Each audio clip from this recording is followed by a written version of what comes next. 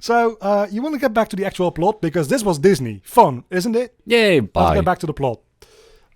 Axel is walking around in the same city that we saw in the flashbacks with Roxas, where Roxas left the organization. Wait, that's not Goofy, that's Pluto. That's Pluto. Yeah. Pluto has a seemingly supernatural ability in this series where he's always where the plot is happening. Useful. It's not explained. He just always there.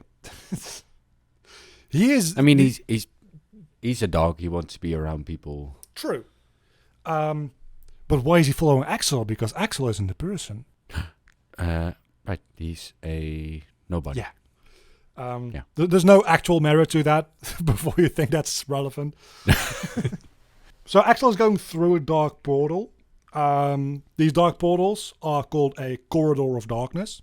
They're kind of like a wormhole. They're just plot convenient getting from A to B. Yeah. But there's limitations because you're literally going through the darkness. So if you're not wearing one of these robes, right. Or especially if you're like, as a nobody, you can deal with it quite well because you don't have a heart that can get corrupted. Mm-hmm. Or you need to be wearing one of these robes or whatever. If you just go into one of these as a normal person, you're going to get fucked. Wait, but if... Pluto, don't think about robes, it. Yeah. But if the robes protect against the darkness, could you travel through darkness space with just the robe on? Are they like spacesuits? In theory, yes. This is just a quicker way to get to that and like compress that space down, I suppose. Yeah, in that sense, they're but in theory, if you had one of these robes and you just walk to the edge of a world, you should be able to just walk through the darkness at the edge. Cool. Never seen that happening, but in theory, that should work. Also, Pluto is a dog, so dogs have no darkness in the heart, so they can't get corrupted. That's what I'm going to go with. Because Pluto does run after him into this portal. Because Pluto, as I said, is always where the plot is happening. Where is Axel going, he might ask? Well, he's going for a nice vacation to the beach. Kyrie, so kind of the bitch. The beach. The beach bitch. Because he's kind of done with the whole organization thing. He's doing his own thing, and for that, he needs Kyrie. Also, again, kind of suggestive camera work here. Yeah, Kyrie and Namine both really like showing off their legs, which give it a couple of years and like that's fine. But right now they're like 15, so it's kind of weird. Then again, like a 15-year-old in anime is like 22. Yeah, true. Like people, and like little side tangent because I've been seen a lot of Avatar: The Last Airbender on my TikTok. People are really like having problems with the fact that like Aang is 12 and Katara is 15. Which yes, that's true. That's kind of weird. But like cartoon characters are like 10 years older than their canonical age in the way they act. So really, they're 22 and 25, and that's fine. Also, and also, yeah, like at that age, sure, might be a bit problematic, but not really. I mean, you're gonna get problematic if when my parents got together, my mother was 13 and my father was 19, almost 20. Now that's problematic. Yeah, look, that is weird. But even then, if they were anime characters, if your parents were anime characters, right, that wouldn't be so bad. Because my general rule of thumb is unless a character is specifically infantilized and made to act younger than they are, they tend to act about 10 years older than their canonical age in a cartoon. Yeah. Because also, nobody wants to watch a 12-year-old because 12-year-olds are annoying as hell. Also, in defense of my parents, they actually didn't do anything until marriage, and they were married when my mother was 21. So don't be weird about it. Don't be weird about it. Kyrie, you can wear all the dresses you like. In my books, you're 25. Yeah, sure. And she's a strong, independent woman, and yeah. Who doesn't have a personality, because we're not getting there yet. She's still a damsel in distress without leggings. Right. Because her whole reason for being here is because Axel needs her to get to Sora. Because I get your girl, you're going to come to me, I don't need to go to you. Yeah. But Kyrie, clearly, isn't about this strange man with spiky red hair that just shows up and saying, hey, I can take you to Sora, why don't you come with me? I look trustworthy in my black cloak. So, lucky for her, a second corridor of darkness opens up with Pluto coming out of it. I should mention Pluto is not the one who opened this. Pluto does not have that power. It's somebody else. Is it somebody else or is it nobody else? It could be either. Ah. It could be either. I am so glad that you get it this well enough to make that joke. So her options are going with Axel, who doesn't look trustworthy, or literally running into a portal made out of darkness. Naturally, she goes with the latter. With the dog. Yeah, because dogs, you always trust a dog. Yeah. And that ends up with her in Twilight Town, because that's like the only relevant world in this game.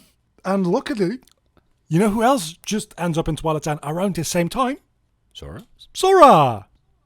What a goddamn coincidence. Sora ends up in Twilight Town, fighting off some nobodies and some heartless, and then this guy shows up. And this guy is a prick. I mean, he looks like it. He is. Yeesh. This is... It is very useful that he has a target on his face. Yeah, it's very good for target practice if you want to shoot his brains out. If you want to kill me, put it. Yeah. This is Syx. As I note him in my notes, the prickiest prick to ever prick in the organization. He tells you that Axel took Kairi, and Axel is no longer working in the organization's best interest. He's trying to turn Sora into a Heartless, which the organization actually doesn't want that. Wait, they don't? No, they don't. They've got a reason to not want Sora to turn into Heartless, but Syx doesn't feel inclined to explain that. He's just like, dude, we're kind of on your side. Axel, kind of not. Just be careful around Axel, okay? Just watch out. But in a much less friendly way. After having said that, Syx fucks off, and Cypher, one of the guys who bullies Roxas, this dude, which, if that doesn't look like a bully, I don't know what does, holds up the trophy that Roxas won in digital Twilight Town. This is the real version, saying, this trophy belongs to the strongest guy in Twilight Town. And Sora's like, you shouldn't. No, you shouldn't do that. And then he gives it to Goofy. Okay. I don't know why they do that. It is funny, but it's a really weird, like, either I think it's a joke because I don't understand the scene, or it's a really weirdly placed joke. I mean, technically, Goofy has, as you just said, he has a lot of HP, and in that sense, a lot of physical strength. So I suppose so, and I guess the shields that Goofy carries around are a lot heavier than the key that Sora's carrying around, so in a more traditional, maybe there's something to Goofy being strong. Maybe Goofy is the main character all along. Yeah, no. So we look through these glass orbs because that's the thing that Roxas did with his friends. I skipped around that because it's not that relevant. So just like Roxas, they get the trophy and they immediately destroy it. God yeah. damn. But as you will see, there's two blue stones now. So there's two space stones. Yeah. Because one of them is from the digital Twilight Town. It's, I think, the one Goofy's holding. And one of them is real. It's not mentioned at this point yet, but you do see them side by side. Was the other one in the purse thingy? Yeah, so the duplicate one is in the purse that came from digital Twilight Town. It had the blue orb in it. Which I suppose is meant as a hint of, hey, something's up here because there shouldn't be two of this thing. Yeah. Both for the player and mostly for the gang themselves. It's kind of endgame shenanigans. Kind of, yeah. But with less time travel and more Matrix. Yeah. So, back to Hollow Bastion, because shit is going down here. I thought I had a screenshot in between there. Nice paint. Because the Final Fantasy gang that lives here has found Ansem's computer with a lot of information in it, a lot of data. And it might even have information on Organization 13 or Kairi or Riku or who knows, maybe even King Mickey. So they gotta get to the bottom of this. When they get to the castle in Ansem's study, that's where they are here right now in the screenshot, they see a portrait of Ansem on the wall. Because Very fancy. what narcissist doesn't have a portrait of himself on the wall? Yeah. They're in this study and finding a secret lab behind the wall, because if you're like the ruler of a whole ass world, of course you have a secret lab. Also, is the secret lab behind the big ass painting? No, it's the secret. Damn it. The painting actually does conceal something, which we'll get to in a moment. All right. Then it's okay. Now, As long as there's something ominous behind the painting. there is critical information behind the painting. The secret passage to the secret lab is on the other side of the room. It's a secret tunnel. It kind of is. I'll do you one better. We'll get to that in a moment. But in that secret lab, there is a secret lab. Right? Because if you want to be really ominous and stuff, you got a secret thingy in your secret thingy. So Sora tries to ask the computer, what is this computer? It's half matrix screen and half full color, and that's hard typing. Yeah. That's like stretching your arms completely to do Control-Alt-Delete. You literally need two people to do Control-Alt-Delete on this. Yeah. And what kind of media are you putting in that slot? That's Like a CD. A VHS? That's a CD slot. Get fucked. That's a VHS slot. We actually see a cutscene. I don't have a screenshot of it, I don't think, but we actually see a cutscene of somebody putting a disc in there. So it is a CD or a DVD. You could even say it's a Blu-ray slot, even though Blu-rays didn't exist when this game came out. It's a micro SD. It's it's whatever you want it to be. Maybe the VHSs are the friends we made along the way. Sure. Nice tech jargon on the screen, by the way. Mode, scan, targeting. And a lot of it is just gibberish. But yeah, so Sora turns out to be a fucking boomer because he just presses random buttons and hopes that the computer does what it needs to do. And then Stitch falls onto the keyboard. Sure. You wanted Disney, right, didn't you? He's kind of a cat, so cats like walking on keyboards. Yeah. And because he's walking around too much on the keyboard, the defense systems trigger, and they send Sora, Donald, and Goofy into the computer. Huh. Much like Roxas was into the digital Twilight Hand. Yeah. But instead of going into a copy of Holobastian, they actually go into the mainframe of the computer. Where they meet... Oh, that's the device that transports them into the computer. Mm-hmm. And they meet Tron. There's a reason that I brought up Tron before, because that's actually a thing. Tron is Disney? Tron is Disney. Huh. Didn't know that. I didn't either until I played this game. I was like, what the hell is Tron doing here? But yeah, no, that's Disney. In a later game, they even have Tron Legacy, the more modern one, which... The bad one. Yeah. Honestly, I don't like... Aside from being revolutionary in CGI, I don't like the original one either. Yeah, but Legacy's worse. Legacy is definitely worse, but so are most Disney remakes. Yeah, true. It's explained that this version of this world is a backup. The Tron Legacy world, which we, in a later game, also get to visit, is the original world that this one is based on, but that one was destroyed. So this is just a copy of that world. That's the reason that both Tron and Tron Legacy exist within this universe. Someone made a backup on an external USB drive, and yeah. Yeah, this is just the simplified version of the real world, which was Tron Legacy. Which means that yes, Tron Legacy is canonically the original in this series, which is maddening. Get the fuck out of here. Yeah. Let's see, they meet Tron. Yeah, so after some bullshit, which is mostly gameplay, so I don't really need to cover that, they get Sora, Donald, and Goofy back out into the real world, because they were not supposed to be here. But before leaving, Tron asks them if they can go find his user. named Ansem the Wise and get the password to the DTD from him. Sora is about to say, like, yeah, that's going to be an issue because, we kind of killed the dude. But Donald and Goofy are like, yeah, maybe don't tell this guy that we killed his master. Yeah. He's about to send us back. Don't fuck this up. So they get sent back. Also, they get, like, cool Tron. Yeah, I was just about to ask. Yeah. They got cool Tron outfits, which even I don't think I have a screenshot of it. Even Sora's Keyblades all have different textures to match this vibe, which is really actually I think it does that in this game as well. In the later game where you also get a Tron world that does that, I think it does it in this one as well. You'll see that now that we're a little bit deeper into the series, these like custom models and stuff like that for worlds, they become more and more apparent, and they happen a lot more often. There's like the fourth one in this game.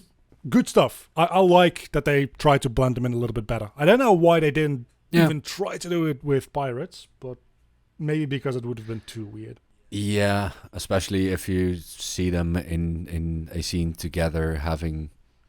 I mean, you gotta give, especially Goofy and Donald, kind of live-action looking costumes on a cartoon character. That's gonna be weird.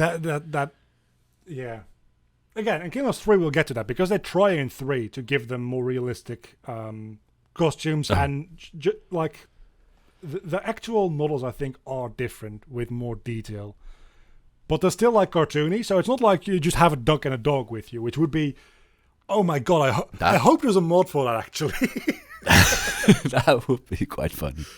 If not, that somebody should make that. That would be hilarious, replacing the Caribbean Donald and Goofy with just a dog and a duck.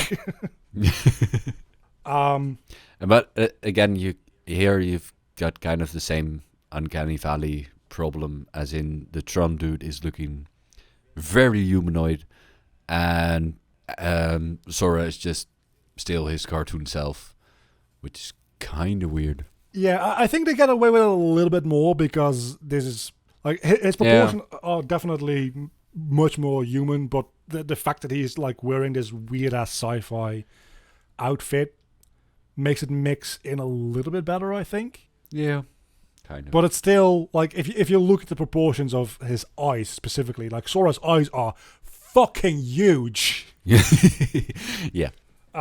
Anyway, so they get sent back out to the real world to go find the password to the DTD. And back in the lab, we look around, and behind the portrait, we find some schematics on the wall. Yay. Which are the door to darkness. Which, very conveniently, all the letters are faded except for the DTD. And this is, like, we're going to watch a couple of cutscenes throughout this recording because I don't feel like explaining them. Mm-hmm. I kind of wish I did that with this because it's so fucking Kingdom Hearts, it's insane. But they say, oh, the door to darkness. That's the DTD. And then we just hear Mickey from off screen saying, did somebody mention the door to darkness? And suddenly Mickey fucking Mouse is here. Yeah, you never played GTA 5, right? No. Yeah, you should do that. It's a fun game. But that kind of sounds like the did somebody say yoga scene from that game. I'm definitely going to look that up now.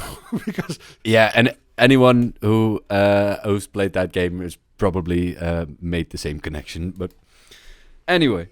Mickey just shows up. Did somebody say the door to darkness?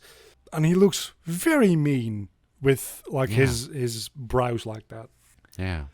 And finally, everybody's in the same place and we can have a discussion and catch up about what the fuck is happening everywhere. Fucking fine. So they figure out, okay, so the DTD, the database they're trying to access, has the same password as the real door to darkness, which is the 7 Princesses of Heart. But instead of needing to go grab like Aurora and Jasmine and all those people we kidnapped back in Kingdom Hearts 1, we just type in their names. That's the password to the database. That Someone needs a password manager. Yeah, definitely. Then again, it's a very long password because it's 7 names back to back. Like, Yeah. if you know the password, of course, it's easy to guess. But you're not going to brute force a password that's like 50 some characters long. True. Probably should put in some like underscores and numbers in there to make it more difficult. But hey, what do I know? Yeah, we need at least 3 special characters and 5 numbers. Do you have a secret lab in your secret lab?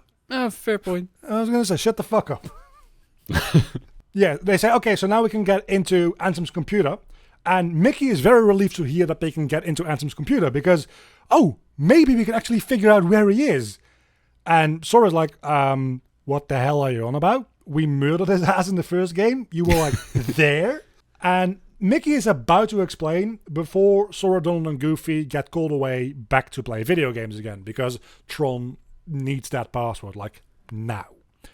So you finish up the Tron world and you unlock the actual database so you can look through and get all the questions you have answered.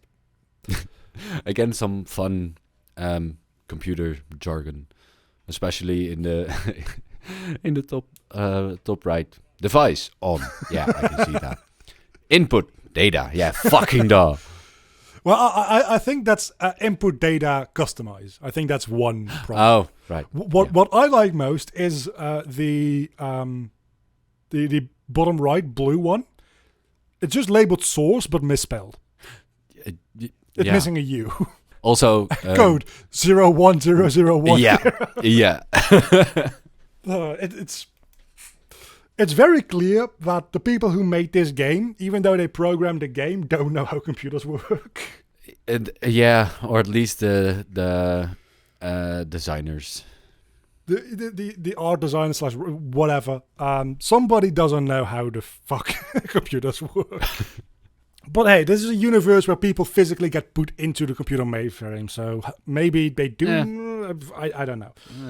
They've done something right. Or very wrong. Or probably very wrong, let's be honest. Yeah. So yeah, they get access to the database now, and Sora is still terrible at computers, so he can't find what he's looking for, and gets a data error. Oh no. Sora does not like this, and well, since Roxas is a part of Sora now, we know what Roxas does when he sees a computer. He smashes the fuck out of it, which somehow ends up working, because we get a file opening up.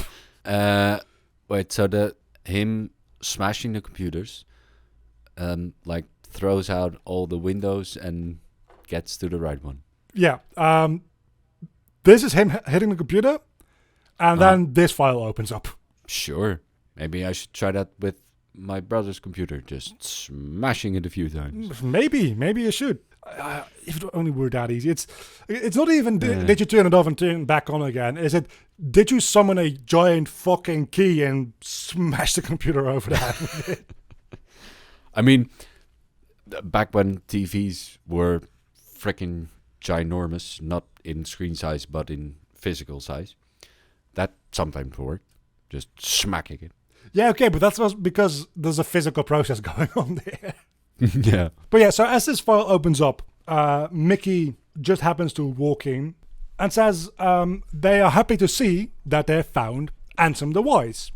And Sora's like, what the fuck? Have you not seen the guy we killed? This is not Ansem. Let me go show you Ansem. And he literally picks up the king of Disney Castle by the arm and drags him away to show him the portraits of Ansem. But it's Ansem, not Ansem the Wise.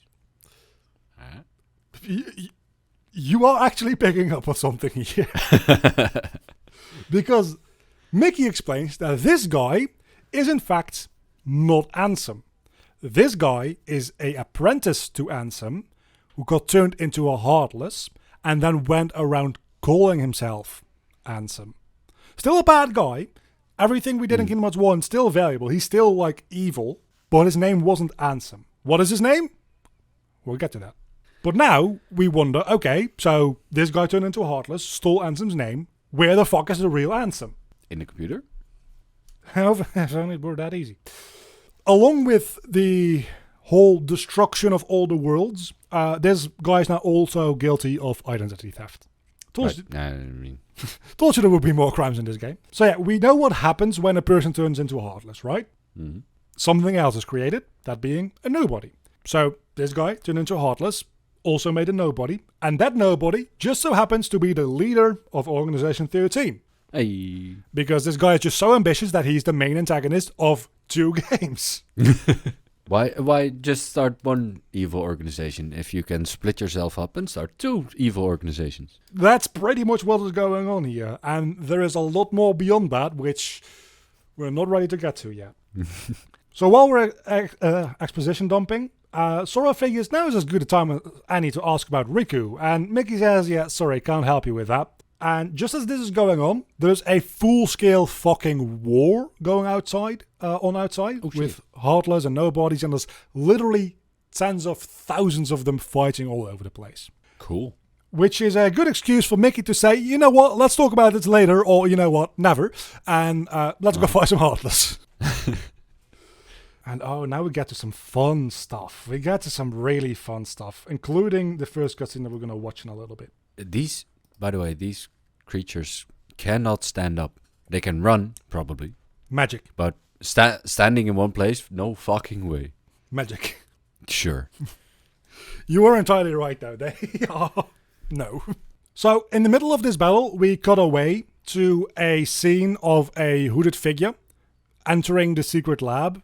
And we see it through a security camera. And this is the moment where this guy puts in a disk into that disk drive, puts in a separate password, and then gets into the secret lab within the secret lab. Where he walks down, all the way down. It's a very long cutscene. I'm skipping like 2 minutes of him just walking. We see this secret lab down here, where there's like these cells are entirely empty. Secret tunnel. I'll tell you one thing. I specifically picked this screenshot here to show the fact that there's like these holding cells here, because this cutscene was added in the final mix version, which is like the director's cut version that was released a year after Kingdom Hearts 2 initially. So this is 2006. The fact that there's people being held in these cells actually becomes relevant again post Kingdom Hearts 3. So in like years. Modern day, like right now. Like right. The lore that's developing in games that are being released now are about, partly at least, about this area. Okay. Had we done this a year earlier, I probably would not have done this screenshot this way. That's how fucked this shit is. Anyway, at the end of this hallway of holding cells, he sits down in a room with a chair, or of a throne really, in the middle. Yeah. Where he looks at a blue armor with a keyblade, saying, "It's been a long time, old friend," with friend being in quotations. Right. Also, the wall paintings in the previous shot, those kind of look like keychains. Don't know if it's relevant, but... Well, those are nobody symbols, but the chains themselves not necessarily relevant, other than maybe like symbolizing the fact that he's feeling like chained into place. There could be a lot of symbolism there. I don't think it was meant to be anything symbolic. I think it just looks cool. All right. Yeah. But the nobody symbols themselves actually are relevant, and I don't have a screenshot of it, but I'm just about to get into it. There is another room that mirrors this one, which has similar not really wall paintings, but like symbols on the wall and stuff like that, which this mirrors, but we don't get to see that until like a couple of games down the line. All right. But we do get it explained in the next cutscene where Zaxian, emo hair boy, which, man, your emo hair just keeps growing, is talking to another hooded, robed figure. This is the same guy that was teasing Sora before, like, oh, that's the same look he used to give me. That Roby. Yeah. And he's talking about their leader, Xemnas. That's the man who used to be Ansem the Wise's apprentice and then split himself into a Heartless and a Nobody. Yeah. The Nobody's called Xemnas, their leader. And since this guy has already done his homework, he's found a new nobody to join the organization. They're called Organization 13, so they need 13 members. And he's just found number 11, something like Mar something, he says. It's Marluxia from the last game. So this is taking place well before, probably like before Kingdom Hearts 1. I mean, do we get any indication of that? Or is it just the player figuring that out? It's by the time we get to Chain of Memories, which is at the end of Kingdom Hearts 1, the organization is fully complete and has 13, at some points, more or less, members. And we know that Roxas is number 13. And Roxas was created at the end of Kingdom Hearts 1 when Sora stabs himself with that Keyblade. Yeah, okay, yeah. So numbers 11 and 12, and he's just talking about finding number 11, must have happened prior to that. How far prior to that, we don't know, but we can assume by the way they all talk to each other, it's been a while that they've been set at like 12 members before they found Roxas. Right. So this is probably before Kingdom Hearts 1, not definitively. This could be during Kingdom Hearts 1. But all that matters is this is a flashback to when a lot of people were still alive in the organization and the organization wasn't complete yet. And the members of the organization are a little bit, at least some of them, are a little bit like sus on Xemnas, because Xemnas keeps going down to that chamber that we just saw, this one, and talking to somebody. Nobody knows who or why, because nobody's ever been in there with him. But he's talking to a friend. And that chamber is called the Chamber of Repose. And the theory is that there is a second chamber. They make a pair. The other chamber being called the Chamber of Awaking, where Lord Xemnas might hope to find another one of these friends of his. But they need to find that chamber. And where else would that chamber be but Castle Oblivion? So remember when there was a war going on with like tens of thousands of Heartless before we cut away to like 15 minutes of cutscenes? Yeah, that was the thing. Let's go back to that, because Mickey says, you know what, Sora, Donald, and Goofy, this is like dangerous to be here. You should get out of here and go do your own shit. We'll deal with this. But yeah, you're the protagonist, and when that's set to a protagonist, it's like narrative rule that you need to disobey.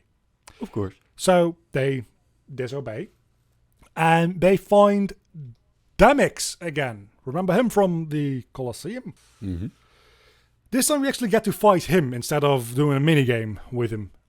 He still does that same minigame thing like mid-fight, just to fuck with you. But we get to fight him.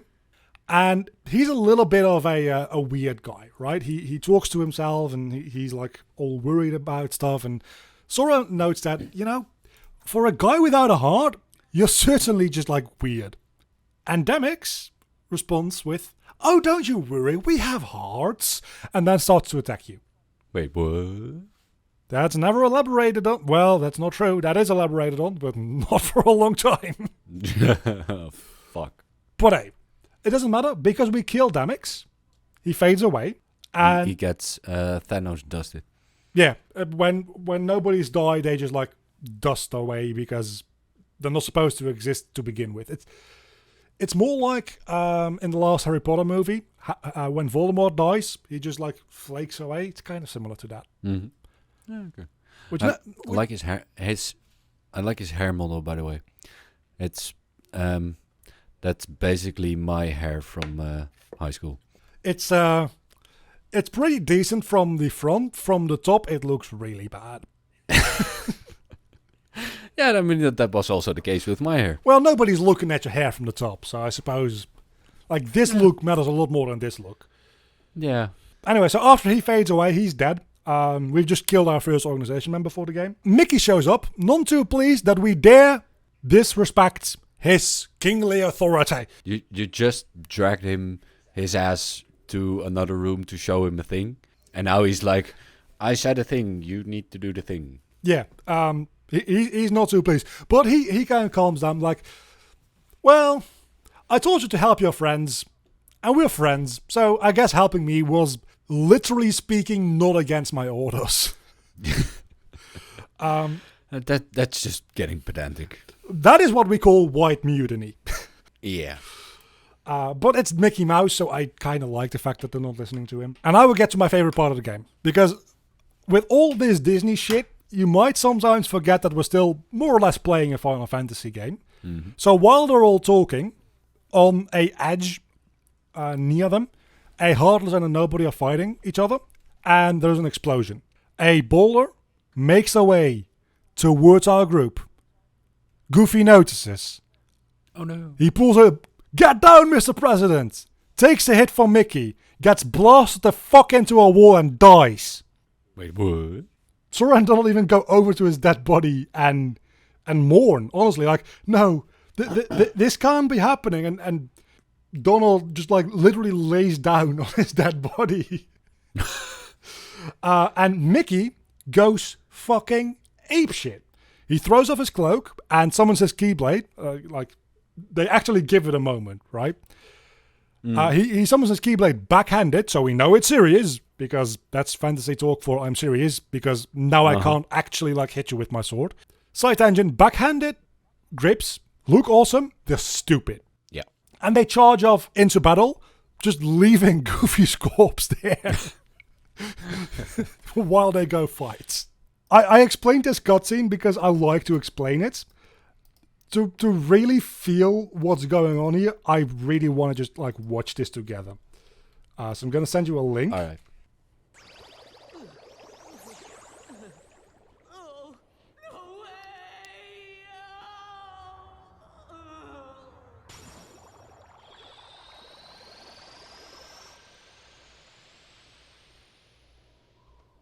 Anyone from the organization who'd like to be next?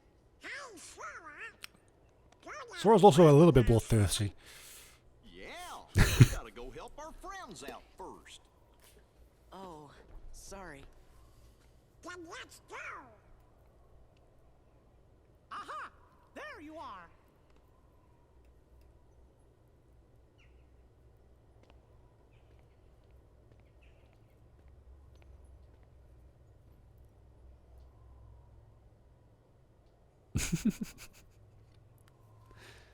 You sure have lots of friends to help. So, I guess we better all pull together and finish this battle for good. Yes, Your Majesty. Now here we got it.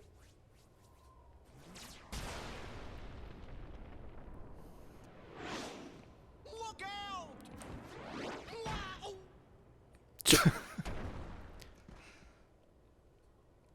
In the face. Like, he gets hit twice. Once by the boulder and once by the wall. Yeah. Come on, wake up! I'm sorry about the ice cream. What? I'm sorry about the ice cream. This is not happening. It can't be happening. It can't. You're a main character. This can't be happening. They'll pay for this.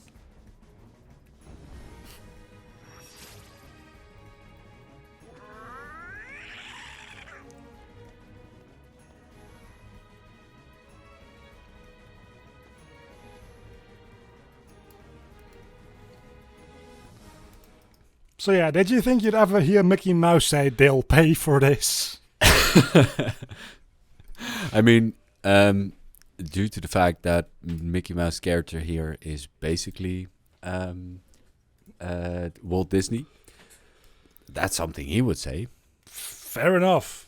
But more so You're when his stock price goes down, not when his friend dies. Yeah, exactly. So yeah, Goofy's dead. Yeah, well, fuck. After the whole gang goes through a lot of battling, they catch their breath and they just like need a moment to come to grips with the loss of Goofy, the gorge damn dog. Until Goofy walks in. What? Of course he's not dead. pretty much saying, I've been hit in the head so many times, there's nothing left there to hurt. Yeah, fair point, I guess. There's like a good 10 minutes between that cutscene and this one in gameplay, where you're like, did they actually just kill off Goofy? And I'll just tell you now, there's a game later on where they do something similar with Donald, where like Donald dies and then 10 minutes later he's back. I'm not going to act like Donald is going to like actually die there, because it's even shorter, because there's no gameplay between him dying and him coming back in that game. But yeah, Goofy, he's fine. Before we move on, those a point I wanted to make in a few slides back, but those glasses on top of his head do not fit what his the fuck eyes. are get? Yeah, what the fuck are they going to do for his eyes? Nothing. Yeah. Anyway, just wanted to point it out. Now we get to the most like badass fight in the entire series potentially, because Sora on his own, without Donald, Goofy, or Mickey, is fighting literally 1,000 Heartless. And this is gameplay. This is not a cutscene. Oh, There's literally a this guy. counter up in the screen just saying how many out of 1,000 you've killed. This kind of looks like Aragorn. Yeah, exactly. It's definitely meant to invoke that image. Yeah, was that before or after this? That's before, I think. Return of the King is like 2000. Let me Google it. Return of the King, 2003. So that came out while this was in development, probably. I feel like it's definitely supposed to invoke that image. Maybe they just had the same idea of, hey, lots of bad guys, one good guy, which it's not that hard to come to this idea, I suppose. Yeah, but this shot in particular, Like, it's pretty much a carbon copy. it wouldn't be so hard to see the Lord of the Rings movies and think, let's put that into our game and just add this one shot. I don't think this whole battle was inspired by that, but this one shot, definitely. So yeah, you literally kill 1,000 Heartless. There's only the two types you see here. So it's not like you're fighting them one at a time. They have like special situation commands, which wipes out like 20, 50, 100 at a time sometimes. It feels really good to do. Anytime I play through Kingdom Hearts 2, I make a save point just before this so that I can easily replay it. This is where Mickey sees Xemnas, the leader of Organization 13, which just triggers a memory in him of, remember, with your fried brain, back in Kingdom Hearts 1, when we were reading the Ansem reports, you probably don't, where Ansem said he met a king from a different world, and we just kind of came to the conclusion, like, okay, Ansem and Mickey met. We actually get to see that here. This is Ansem the Wise, who met Mickey the Mouse. And they're talking about the world order and things being like a little shaky and dangerous, when Ansem's apprentice walks in. A man named Xehanort. If you're still taking notes, write that name down. Wait, what was that name? Xehanort. That is Xehanort. I'll just send it to you on Discord, actually. Yeah, I got it. Because that name is going to be relevant, seeing as how, of course, the Heartless of Xehanort was the big boss in Kingdom Hearts 1. The Nobody of Xehanort is going to be the big boss in Kingdom Hearts 2. So Xehanort is like tying things together a lot throughout the first like 10 games in multiple different ways. And Xehanort, as you might expect, is very interested in researching the darkness in people's hearts. But Ansem, not so much about that, and he forbids him to do it. So we can infer what happened is Xehanort wanted to do it. He got rid of Ansem and started to actually like do the experiments. Which is not to say that Ansem himself didn't experiment on children as well, by the way. He definitely did do that. Xehanort just wanted to keep doing it. So that's a little bit of a flashback. So now we know who Xehanort is, which is a very important moment. And we go after Xemnas. But Xemnas managed to get away. He disappears. But we see Axel is here as well. Because it wouldn't be a... This feels like the end of the game. It's not. It wouldn't be a climax without everybody fucking showing up, right? So he tells him, Sora, why the organization wants him alive.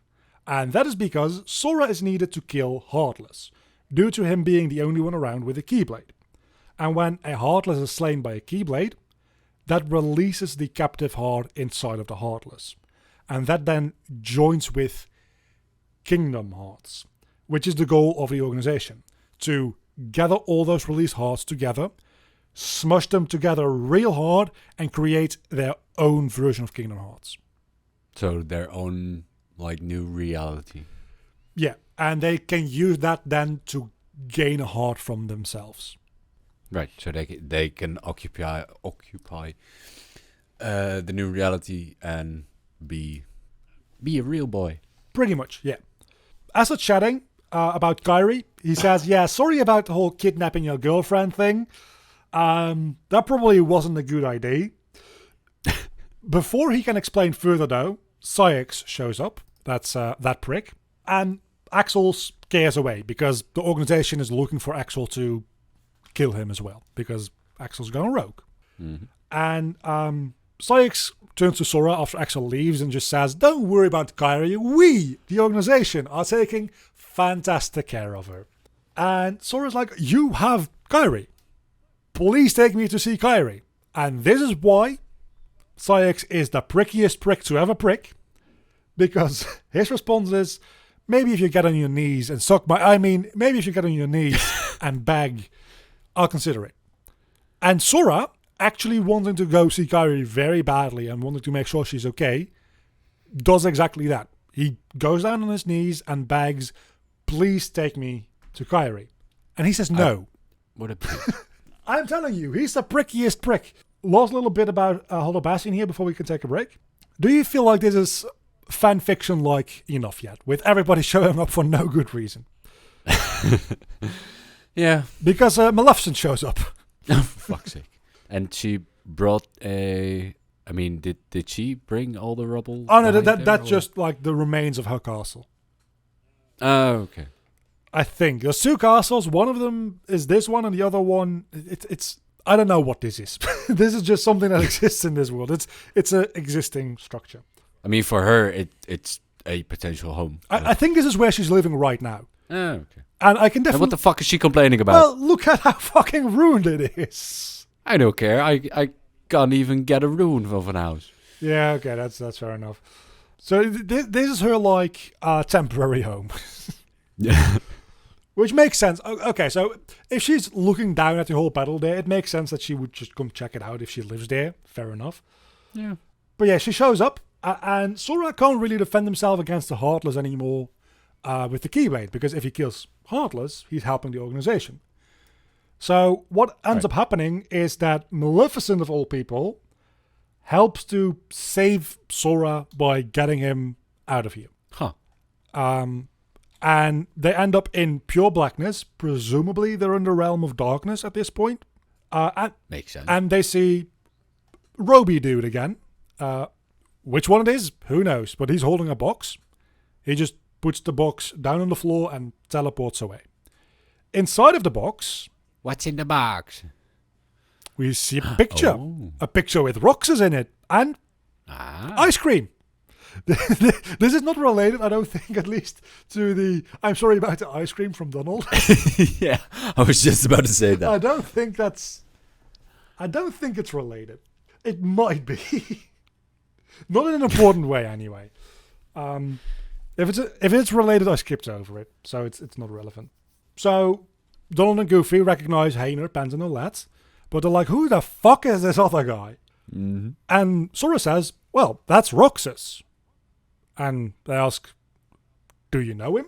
Sora's like, no. Who the fuck is No, Roxas? I don't know him. I just know that his name is Roxas. And with that, I think we're ready to take a break. Yeah, my brain is getting quite fried. We're 3 hours in. We're almost there. So after break time, after we've done all that, this is a very good time to have taken a break, actually, because we are going to go to every Disney World a second time for a much shorter second plot. And where we skipped over all the Disney Worlds before, this time you actually only have to go to like 3 of them, and all the others are optional content. So I'm going to go over the ones that are relevant and why they're relevant, and the rest I'm going to just like kind of ignore for the sake of time. All right, this is gonna be long enough. Yeah. We start going to Beast Castle, where we meet Zoldin, very pretty boy. And Nice he's an sideburns. organization, it's not very subtle. He's honestly like that combination. I don't have a better screenshot of him at the moment, but he's got like that and like dreads, which is a very weird combination, but it kind of looks kind of neat on him. Yeah. But his whole motivation is like, okay, Organization 13 is our name. At this point, there's like 6 of us left. We need some more nobodies. So we need to go to strong people, make a heartless out of them so that we can use their nobodies in our organization. So he's trying to make the beast so angry, he turns into a heartless so that they have a new nobody to work with. Of course, that doesn't work, so we kill Zoldin. This is the only time we ever hear Zoldin talk, and he's got like 3 lines. He doesn't have a personality. Huh. No. So we also have males with no personality. Yeah, definitely. There's a lot of males with no personality in this series. The thing is, if you're female, by default, by definition, in the series you don't have a personality. If you're male, you only have a personality if you last more than 1 game, or more than like 5 scenes. Yeah. Zoldin does appear in more than 1 game, but in total he has like 5 scenes. So he's kind of not that relevant anymore. He's a fairly good-looking bad guy to beat up. Yeah. Also, his element.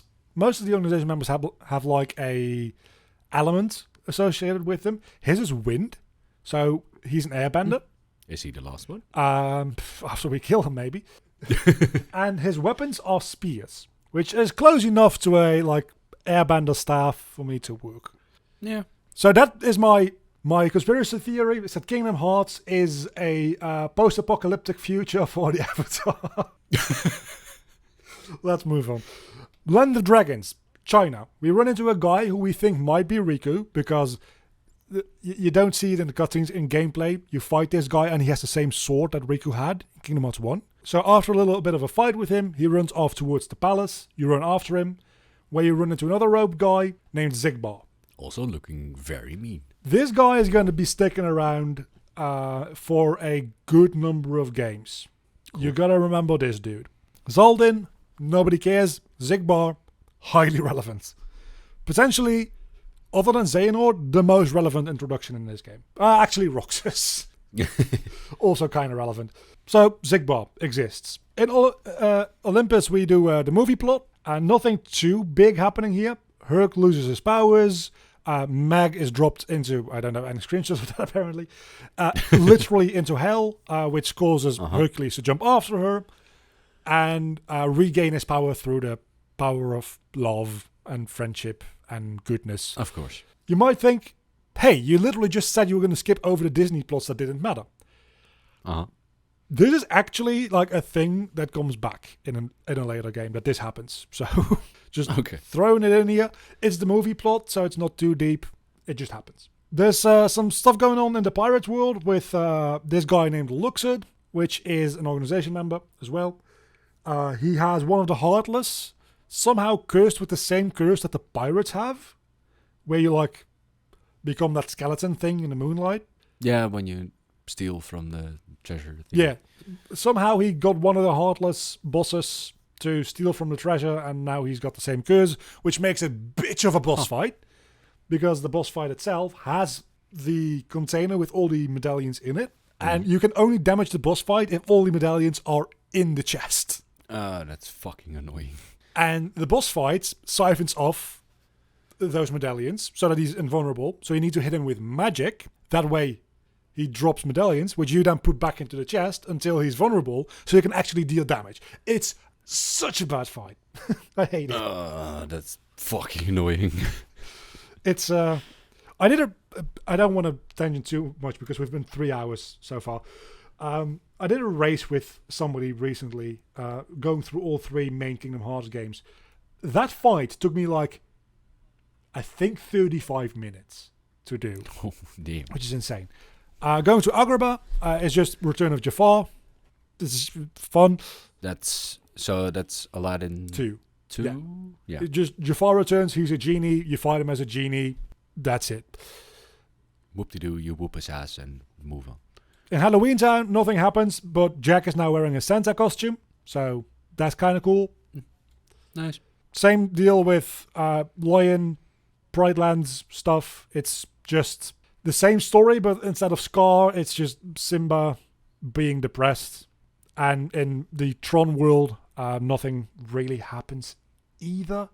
But I do include it here because one thing that I should mention is after you do all the stuff in Hollow Bastion with the Tron world, the world actually gets renamed because it wasn't always called Hollow Bastion. That's the name it was given after it was taken over by darkness.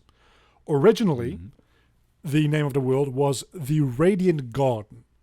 And now, after we've restored it to its former glory, more or less, it again is called the Radiant Garden. So, moving forward, if we go to Radiant Gardens, or the Radiant Garden, that's Hollow Bastion. Well, that was our second go around at all the Disney worlds. Back to Kingdom Hearts. In Twilight Town, because, again, it's the only world that matters. I'm halfway tempted to call this video explaining Twilight Town. Because that's what this game is. The Twilight Town gang went to check out also Alad's arm is clipping through the floor. Holy fuck. Oh, yeah, quite a bit. Like, not, wow. So they figured out the whole, like, okay, but like those guys had crystals that only should, like, one of them should be in existence, and my homemade like purse. There must be like a duplicate Twilight Town somewhere, which is an insane conclusion to jump to. It's a right conclusion, but it's insane. Yeah.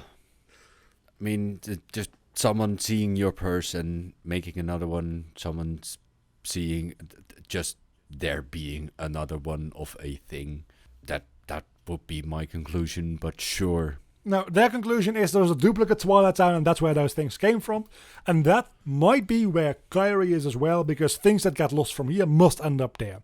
Well, they jumped to an insane conclusion at the first step, which was right. Their second conclusion is total horseshit. That's not what's happening.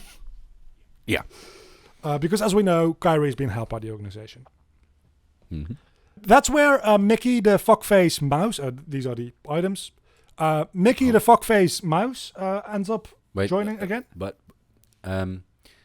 beside the fact that her arm was clipping through the floor, why are they just sleeping over there? Oh, good point. They were going to go to the mansion because they're like, okay, there's something fucky going on with Twilight Town. This is a spooky place. Let's go there because that's what you do. When there's something fucky going on, you go to a spooky place. But there were nobodies there, so they kind of got beat up. All right. Lucky for them, they weren't heartless because they would have lost their heart. Last time they met Sora and Mickey, Sora was like, okay, so what's up with Riku? And Mickey kind of avoided the topic, right? Because, there's a war going on. Let's like talk about this never again. But now there's a little bit more like downtime, and Mickey's like, sorry, dude, I can't tell you. That'll make me break a promise. And Sora, being for once in his lifetime not an idiot, puts two and two together. So, okay, you made a promise, so that must mean Riku is okay. So by saying that he can't break his promise, Mickey broke his promise. God damn it. Mickey the fuckface mouse, as I say. So they finally put all the pieces together. Sora has the purse that looks like the one Alad has, and the crystal orbs, and there's duplicates, and la la la la. The only reasonable conclusion is that there's a duplicate Twilight Town. King Mickey has figured out that Ansem the Wise is in the headquarters of the organization, in their world. How he figured this out, no fucking clue, but he figured it out. So they make their way into the lab and make their way into the digital Twilight Town. So that beam you're seeing right there is like the link between the real and the digital Twilight Town. Right. It's fiber optics without the fiber. And just lucky for them, in the digital Twilight Town, potentially because it's a glitchy mess, because Ansem the Wise or Diz or whoever coded this up is very bad at programming. There's a dark portal in Digital Twilight Town, which leads them to a different version of a dark corridor, which is less dangerous to travel through, I guess. Sure. It's never explained what this is and how it's different. If it's different, it looks different. It's digital darkness? Maybe it's a pathway between Digital Twilight Town and the world that never was. Presumably created because Axel kept going back and forth between these two places, and that just kind of messed up the Digital Twilight Town code or something. That's the best explanation I have for you. Alrighty. It doesn't matter what it is, just they can get to the final destination from here. But there's quite a lot of nobodies waiting for them in the little area between, because it's not just a portal that you go through and end up at the other side. There's actual space in between there. Again, much like a wormhole. A wormhole is like still a three-dimensional space, right? Yeah. And in that little squished together space, there's a lot of nobodies that they have to fight. But Axel, now actually helping us for once, shows up to help us kill off all the nobodies so that we can get safely towards rescuing Kairi. And he blows himself up. The reason I have it on here twice is because in the last game I said that when Vexen was killed by Axel, that was censored. That might have still been the case. I don't think that was the case. It's this scene that I was thinking of. The left side is the international release. Yeah. And the right side is how he blows himself up in the original Japanese release. So they censored the explosion? They censored the explosion. This is on the left side is just like there's pillars of fire all around him. On the right side, like there's those pillars are coming out of his body. Yeah, that's just like on the left, it's his power kind of expanding, and on the right, it's just him exploding. Except that he doesn't explode because there's like a whole dialogue with him afterwards before he dies. So really, the one on the left does make more sense as well, because this, like on the right, it feels like he shouldn't have a head anymore. Yeah. But I just wanted to correct that because I just know that people are going to get annoyed by the fact that I got that wrong last time. This is the scene that I was thinking of. So Axel is dying very, very slowly because he needs to have a heart-to-heart. Except he doesn't have a heart with Sora. He even makes a joke similar to that. Like, no, I can't keep going on. Just my heart wouldn't be in it, you know. Not that I have one. As he dies, he tells Sora again, like, dude, I'm sorry. I just want my friend back. I just wanted to see Roxas again. Even saying that Roxas made him feel like he had a heart. And it's funny. Sora makes him feel the same. Which is kind of sweet and maybe slightly gay. Yeah. We'll get to more gay stuff in a moment. A bit of gay is okay. Sure. But there's a really... We'll get to it. Axel might be very non-emotionally gay for Roxas, is all I'm saying. Yeah. So with his last act before fading away, he opens up the portal to the last world of the game. And now we're here, in the organization's home world, the world that never was. How that's possible? To be in a world that wasn't? We're not going to think about it. Yeah, we've seen worse in this. The whole thing about nobodies is that they don't, like... The thing they keep saying is nobodies don't actually exist. Yeah, then it makes sense that their world also never was. Yeah. So... I haven't gone into the whole nobodies don't exist because it's confusing. Because how can you talk to somebody that doesn't exist? Just throwing it out there, it's said that nobodies don't exist. And what that exactly means is not clear. The way I choose to think of that is because they don't have a heart, they're not a person. Yeah, in that sense, they're not a person, so they don't exist. Like their body exists and But moves they're and there. does things, but they as a person don't exist. They don't have a personality, despite clearly having personality, by the way. Yeah. Anyway, so we're in the world that never was. And they walk around the city that we've seen a couple of times now in flashbacks and cutaways. We're actually there now. And in the same place that we saw Roxas in a flashback fighting Riku, Sora suddenly sees time freeze around himself because this game loves to do that. And a figure in a robe shows up, and they start to fight. And this is the figure in the robe. It's really hard to get a good screenshot of him. But before we know it, we're fighting in a Station of Awakening. That's also a very good title for this whole game. A figure in a robe shows up. Yeah. This game definitely does that the most, because from here on out, almost everybody, I should say, wearing this robe, we've seen before, and we only ever see them with the hood up if they still need to be revealed. Yeah. So this game does a lot of, hey, we don't know who it is, but we kind of know who it is, but we don't know who it is. Also, his keychain thingy is the thingy Sora gets from Kyrie, right? Yeah. Very, very nice that you actually picked up on that. That's the keyblades he has, the black one with the chain-looking motif going up the shaft. Mm-hmm. That's called the Oblivion. And the keychain there is just like a crown. And the actual like key part of it is the Japanese symbol for darkness. The white one is called Oathkeeper. It's got the good luck charm from Kyrie. In Kingdom Hearts 1, you get this keyblade when you get the good luck charm from Kyrie. Right. And it's like the top part of it is the Japanese symbol for light. So they're like light and darkness keyblades. So does that mean that the dude in a robe is... damn it, I forgot his name. The dude that can do both light and darkness. No. No, alright.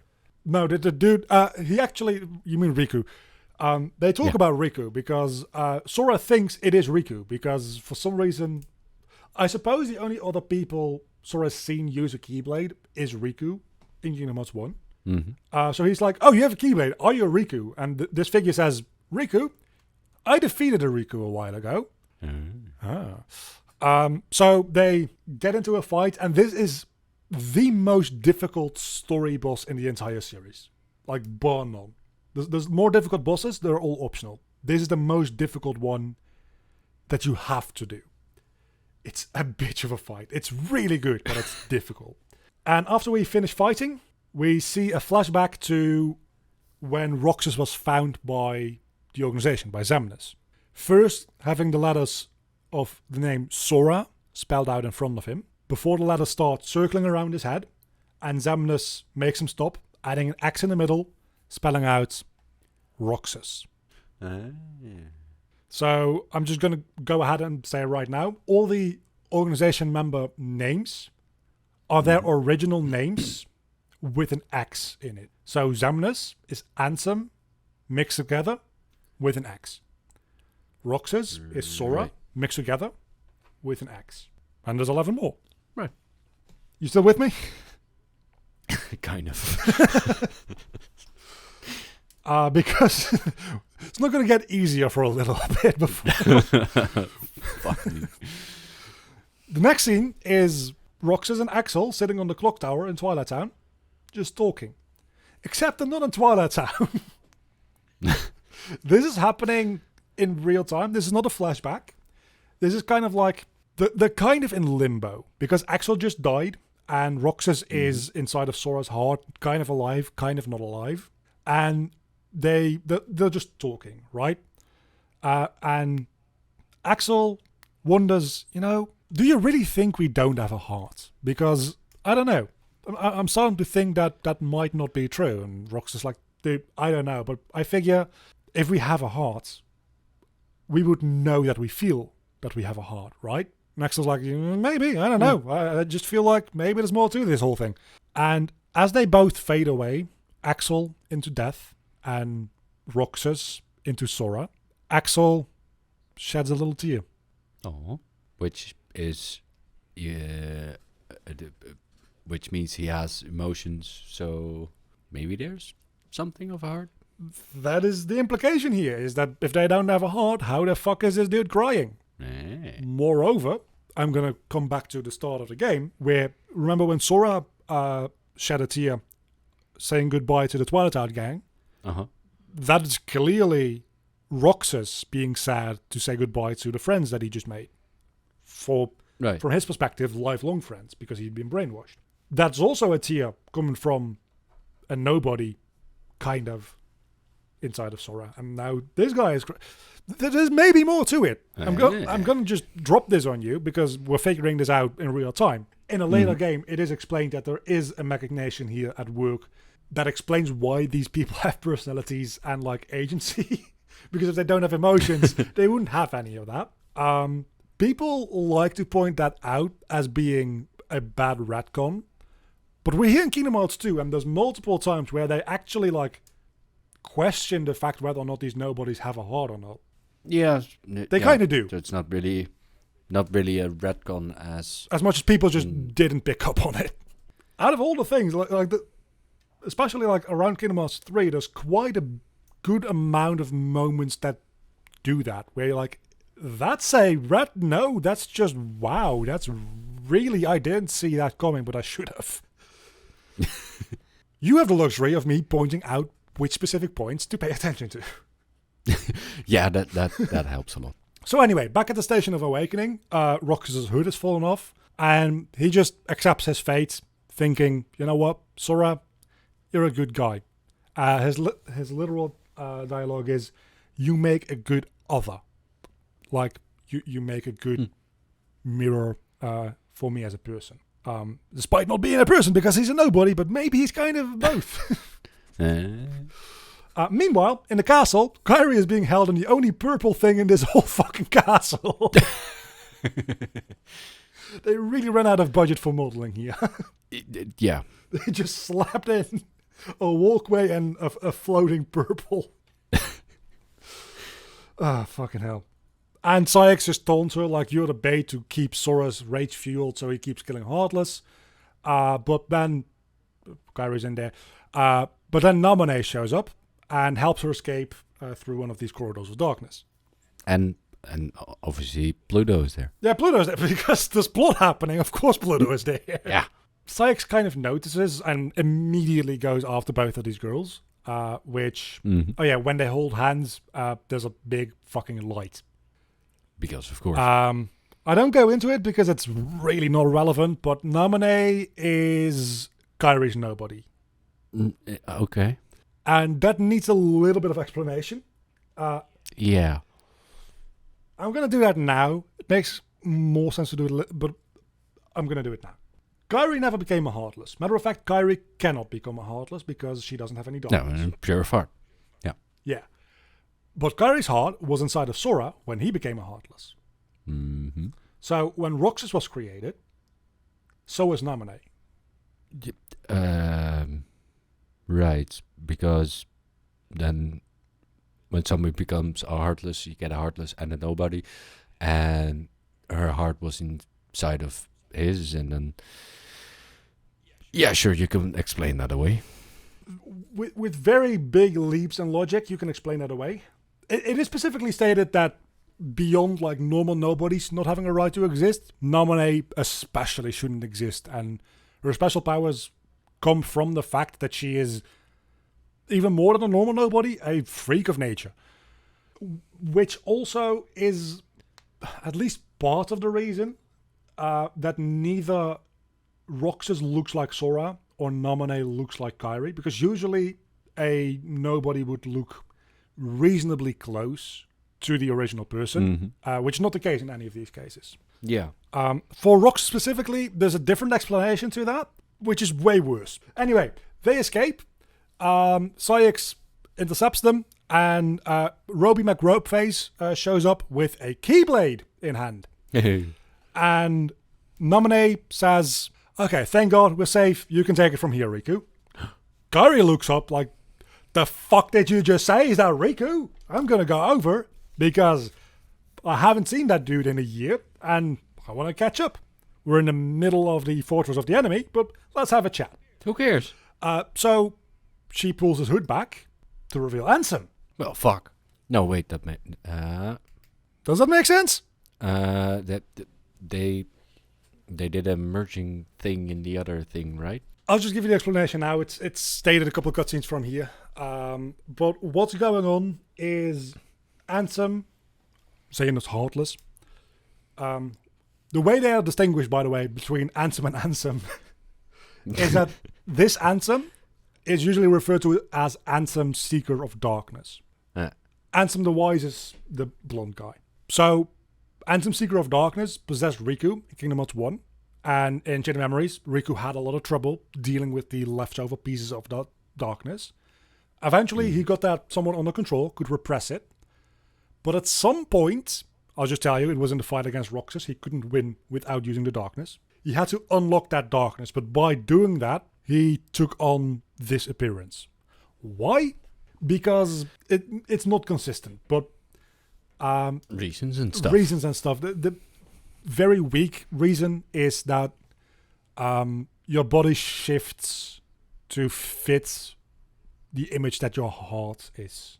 And Riku using more darkness, Ansem's darkness.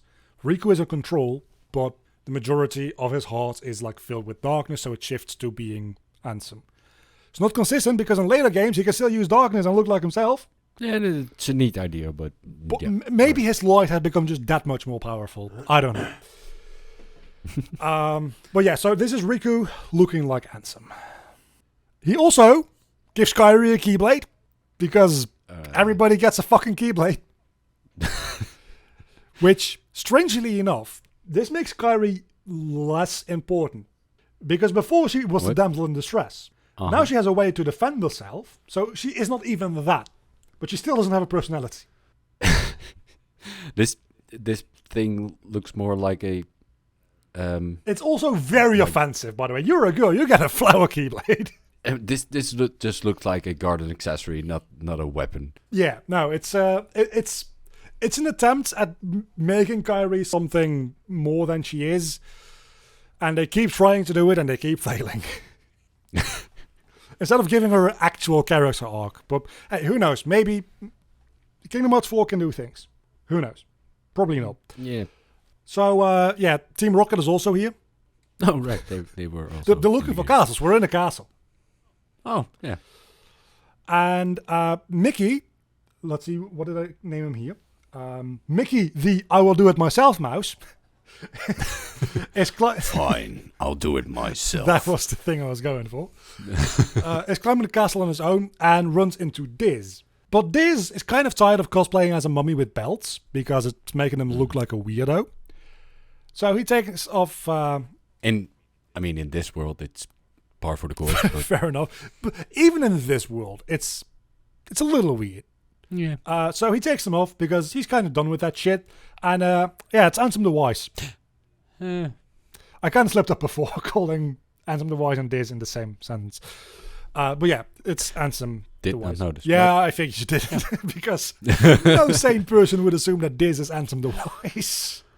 So yeah, he's here for his revenge against Xehanort. Because Xehanort, his nobody, is the leader of Organization 13. So that's who he wants revenge against. Because they kicked him out of his own world into the realm of darkness. He wasn't about that. Not a nice move. Very much no. Back with Sora, because we're bouncing back and forth between a lot of characters here. He runs into Zigbar, who taunts him like, man, you're swinging your Keyblade around like some kind of hero, but you're not half the hero the others were. Which could mean so many things. I'm not going to spoil too much by saying what it could mean. Presumably, it means something to do with the prequel that we're going to get to. Not the next game, not the game after, but the game after that is the prequel. He's also in that, and there's a lot more Keyblade wielders. Presumably, that's what he's talking about, but there is a chance he's talking about something else. All right, but at least we know there were others, and he thinks they were better. Yeah, that's the main thing. The prequels, by the way, for the Kingdom Hearts, the prequel, is pretty much Star Wars. So, honestly, if you have the time, it's 3 months away from now, but before we do that, I would highly recommend watching Star Wars Episode 3, because it's very one-to-one. And I've seen that one like a long ass time But ago. in that case, that's good enough. But then again, we were also thinking about doing this whole thing with Star Wars. Star yeah. Wars. So That's fair enough. Maybe then don't watch it. The less you remember, the better. But again, that's like 3 games down the line. We'll get to that. Anyway, Zigbar knows something about other Keyblade heroes from the past. That's all we're gonna get into right now. And we kill him. And finally, we see Kairi and Sora meet. And this is where I love this scene so much, because his reaction to meeting Kairi is kind of like, oh, hey, you're here. Good to see you. And Kairi just like jumps in and hugs him, and he very awkwardly like hugs her back, like, okay, I'm also happy to see you. hi. And then he sees Riku, which he doesn't know is Riku, because it looks like Ansem. You can see him like holding Kairi here, like, yeah, fine, you woman. And he looks at Come back when you have a personality. exactly. He looks at Ansem Riku and says, hey, Ansem, yeah, fuck you about all the things that you did before. That was real bad shit, but I saw you protecting Kairi, so I guess I have to also kind of say thanks. And Riku's like, I don't want Sora to see me like this, because this is embarrassing, because this is darkness. So without saying a word and giving away that he might not be Ansem, he tries to leave through a corridor of darkness. Of course, Kairi knows it's Riku, so she calls after him, no, Riku, stop, don't leave. And much like Kairi's response in the previous scene, Sora's like, hold the fuck up, what did you call it? Riku, that is Riku? So You spoily bitch. So they all share a moment where they close eyes, and suddenly Sora can like see the Riku within Ansem. From this point onward, we also hear Riku's voice through Ansem instead of Ansem's own voice for the remainder of the time that he looks like Ansem.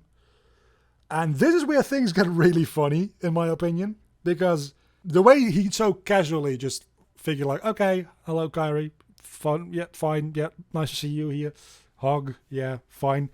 He absolutely loses his shit when he sees Riku, literally falling down to his knees and crying. So happy to see Riku again.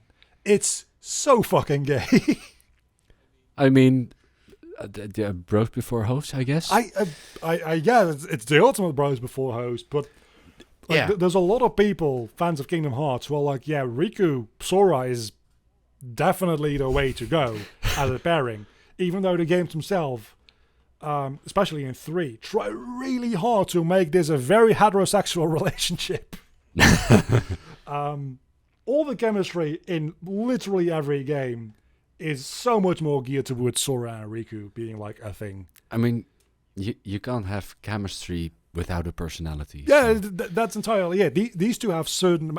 Sora doesn't have a lot of personality, but compared to Kairi, a lot more. Riku actually has like a character. Yeah. And they... like I forget what it is, but we'll get to that when we get to the game, but I think in one of the other games, one of the Disney characters is like, I would do anything for the people I care about, and they're very like distinctly talking about somebody they love. And Riku just says, yeah, I know the feeling. Clearly meaning Sora. Like, I don't care one way or another, but I think it's just so funny that it feels like they really want to make Sora Kairi a thing, while in every scene that Riku and Sora share, it lands so much better. So yeah, that's the gayest scene that we'll have for a while, but it's very gay. In a very sweet way. mean, it's fine. So that said, they go to kill off Luxord and yeah, these two fuckers. They die.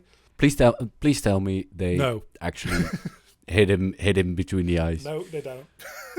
God damn it. That would be funny though. It's right there. It would be a little too gruesome, I think, for Disney. Bunch of pussies. I agree. Anyway, I skipped over this slide.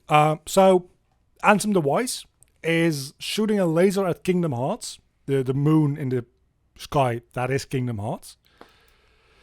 trying to digitize Kingdom Hearts. Gotta make a backup. Exactly. The idea is, well, it's not even a backup. He's trying to like suck it into his machine because he doesn't want Xemnas to be able to use it. But he figures, I could destroy it, but if I could digitize it, I can study it. Yeah. And he is a scientist at the end of the day. So he's trying to digitize Kingdom Hearts. Also, you can't have a climax without a big-ass laser in the sky. This is true. There's also going to be something bigger esser than that in a second. Nice. Because after killing those last two organization members, there's only Xemnas left. Xemnas, the leader, is the only one left at this point. They meet up, Sora, Donald, Goofy, Kairi, Riku, with Ansem the Wise and King Mickey, who are trying to digitize Kingdom Hearts. But this fucker had trouble figuring out how one heart works, and Kingdom Hearts is the amalgamation of all the hearts. So obviously this doesn't go very well, and the machine very quickly becomes very unstable. And Is it going over 9,000? it doesn't have a counter on it, but it does explode. Oh. And he says, if this thing explodes, you guys need to get the hell away from here, because when this explodes, anything could happen.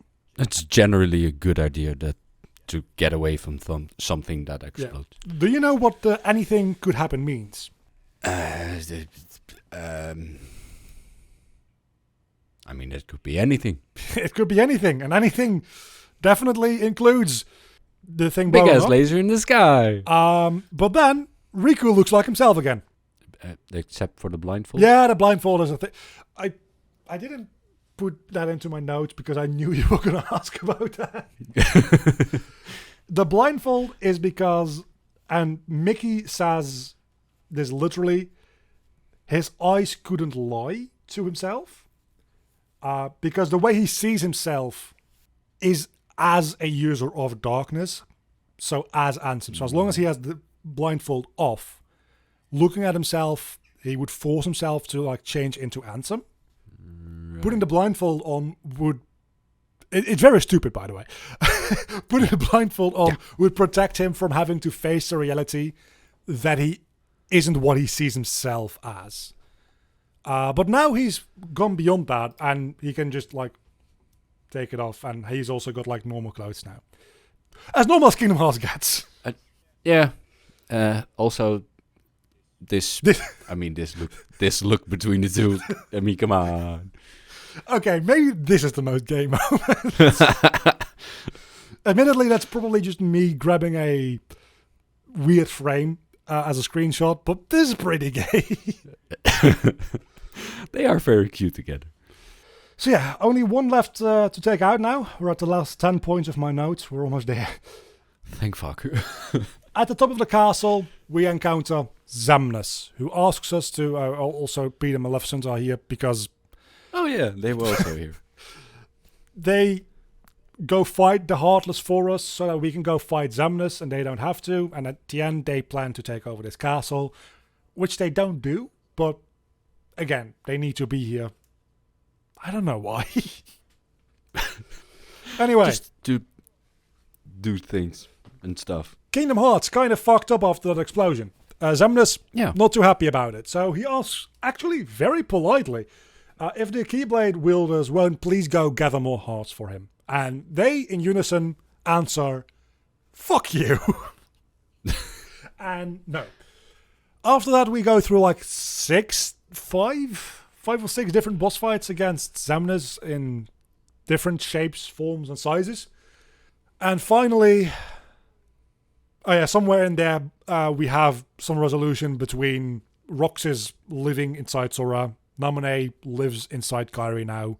They're all whole and happy again, and everybody is very good friends. And they're Force Ghosts? Yeah, they are. They are. All right. They're more like a... Yeah, they are. The thing is, right, and this is why I want to get into Star Wars as well, because Star Wars is just as stupid as Kingdom Hearts in a lot of ways. If we're just talking about the original 3 movies, episode 4, 5, 6, these guys are practically Force ghosts. In the sequels, it's made very clear that Force Ghosts still have some amount of like impact on the physical world, which a lot of people don't like, me included. That's not the case here. These are just like projections so that they can talk to their nobody counterparts. They might not even like visibly be there for Sora and Kairi. The way I choose to interpret this is that these Force Ghosts forms are there for the benefit of the viewer, not so much actually there in camera. They're more like hallucinations. Something like that. That being said, as I say that, Naminé, as this Force Ghost form, does open a corridor of darkness. So what the fuck do I know? Nothing. I could get a PhD in Kingdom Hearts and still I don't know everything. So that all happens like between a couple of fights against Xemnas, and then you fight some more Xemnas forms, and eventually he dies, and Sora and Riku end up in the realm of darkness. Kind of looking like the castle at the end of time. Very much. This is a very deep part of the realm of darkness as well. There is a different game that takes place entirely within the realm of darkness that explores that a little bit more. But this is pretty deep into darkness where they are right now. And after having defeated Xehanort Heartless and Xehanort Nobody, they're like, the realm of light is probably good now. Maybe we should just stick around here for a while and see if we have to save anybody from here. Only if they've stuck around a little longer. You don't know what I mean by that. Everybody watching does. But then, a message in a bottle... Oh, for fuck's sake. From a totally different world in a totally different realm. Ends up here. Riku picks it up, reads through it, and is like, Sora, I think this is for you. Sorry, wrong number. This is for you. The odds of this happening with this timing in this place is insane. But there you have it. Chekhov's glass bottle. So, I'm going to read the letter verbatim because this is Kairi's letter to Sora she wrote at the beginning of the game. And I have it right here. It's fairly short. It says, fuck off. No, it doesn't say fuck off. That would be fun. Dear Sora, fuck off. It says, thinking of you wherever you are. We pray our sorrows to end and hope that our hearts will blend. And now I will step forward to realize this wish. And who knows? The start of a new journey may not be so hard, or maybe it has already begun.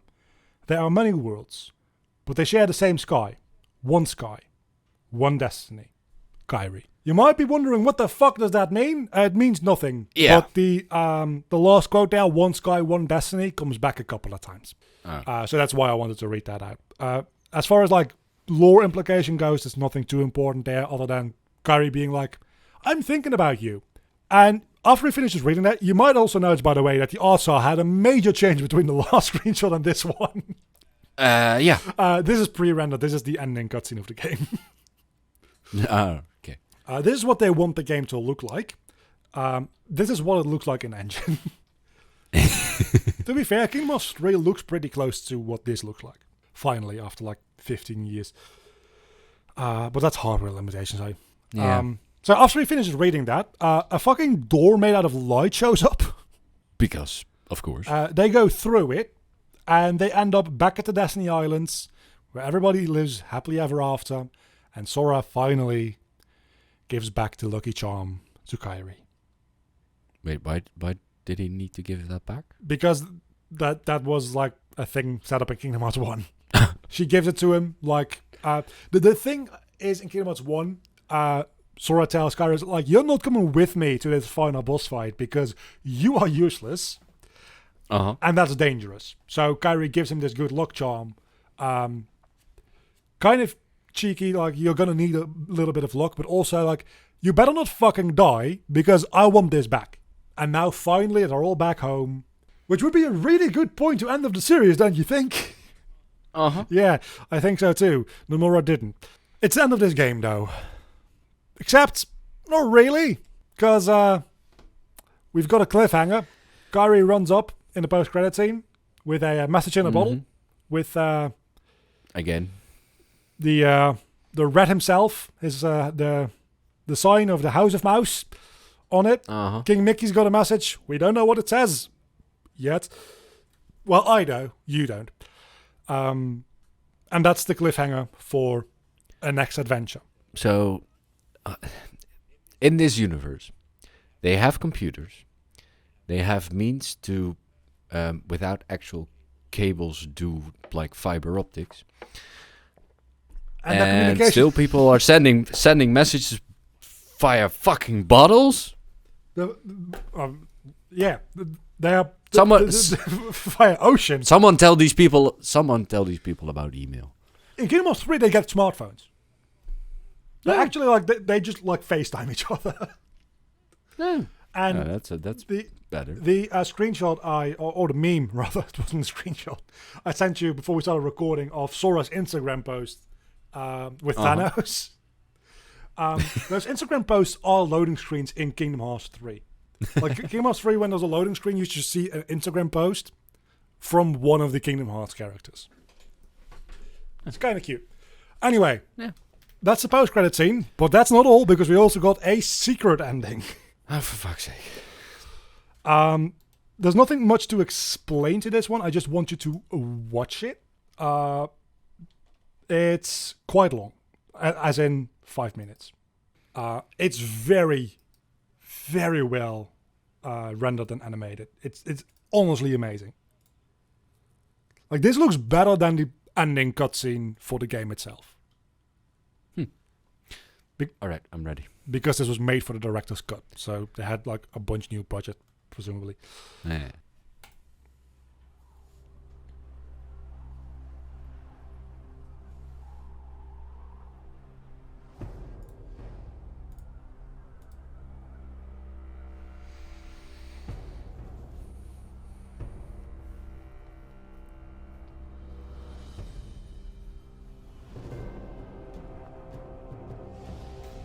Damn.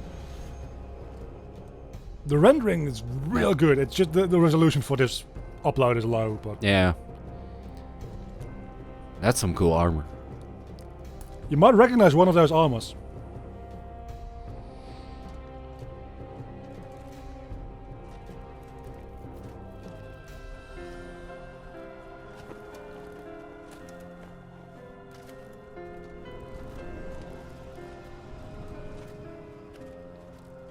Back in the day, we all assumed that this was a trailer for Kingdom Hearts 3, by the way. It's not.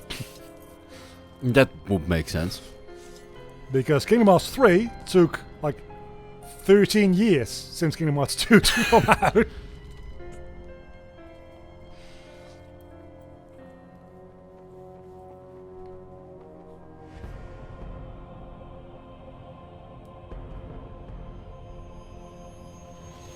It's a trailer for a game called Birth by Sleep.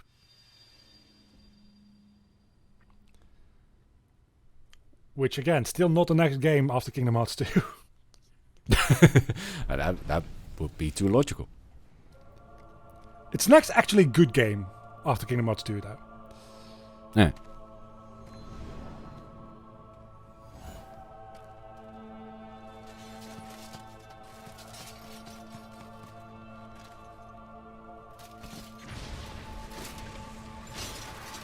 Oh, he's an earthbender. Definitely is.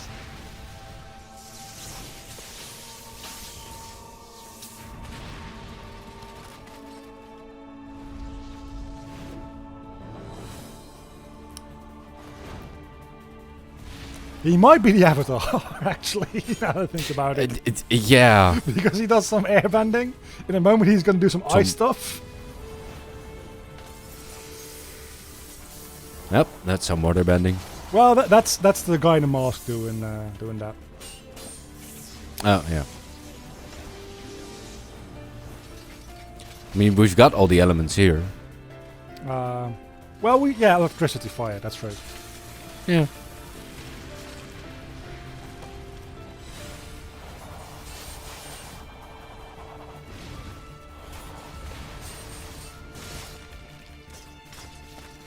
So, something that you might also we see a face. Hey, Oh, that tornado, you might see it, you might not see due to the resolution.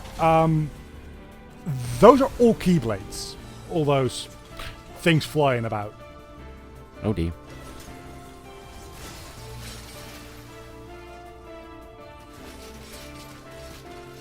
I'll just tell you now, this place is called the Keyblade Graveyard.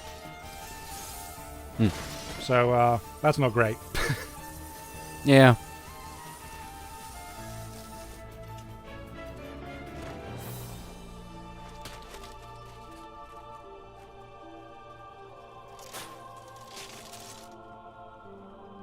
And that will give you a headache. Very strong hand. Yeah.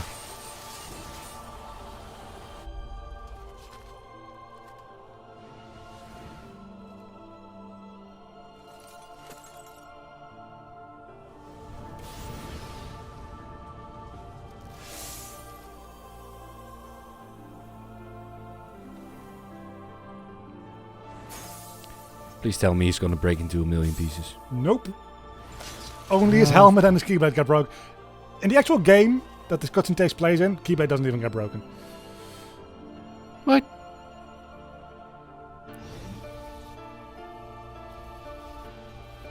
Well, if his keyblades break, he can't use it anymore. That's the thing. Not like there's a million other ones in the ground, but hey.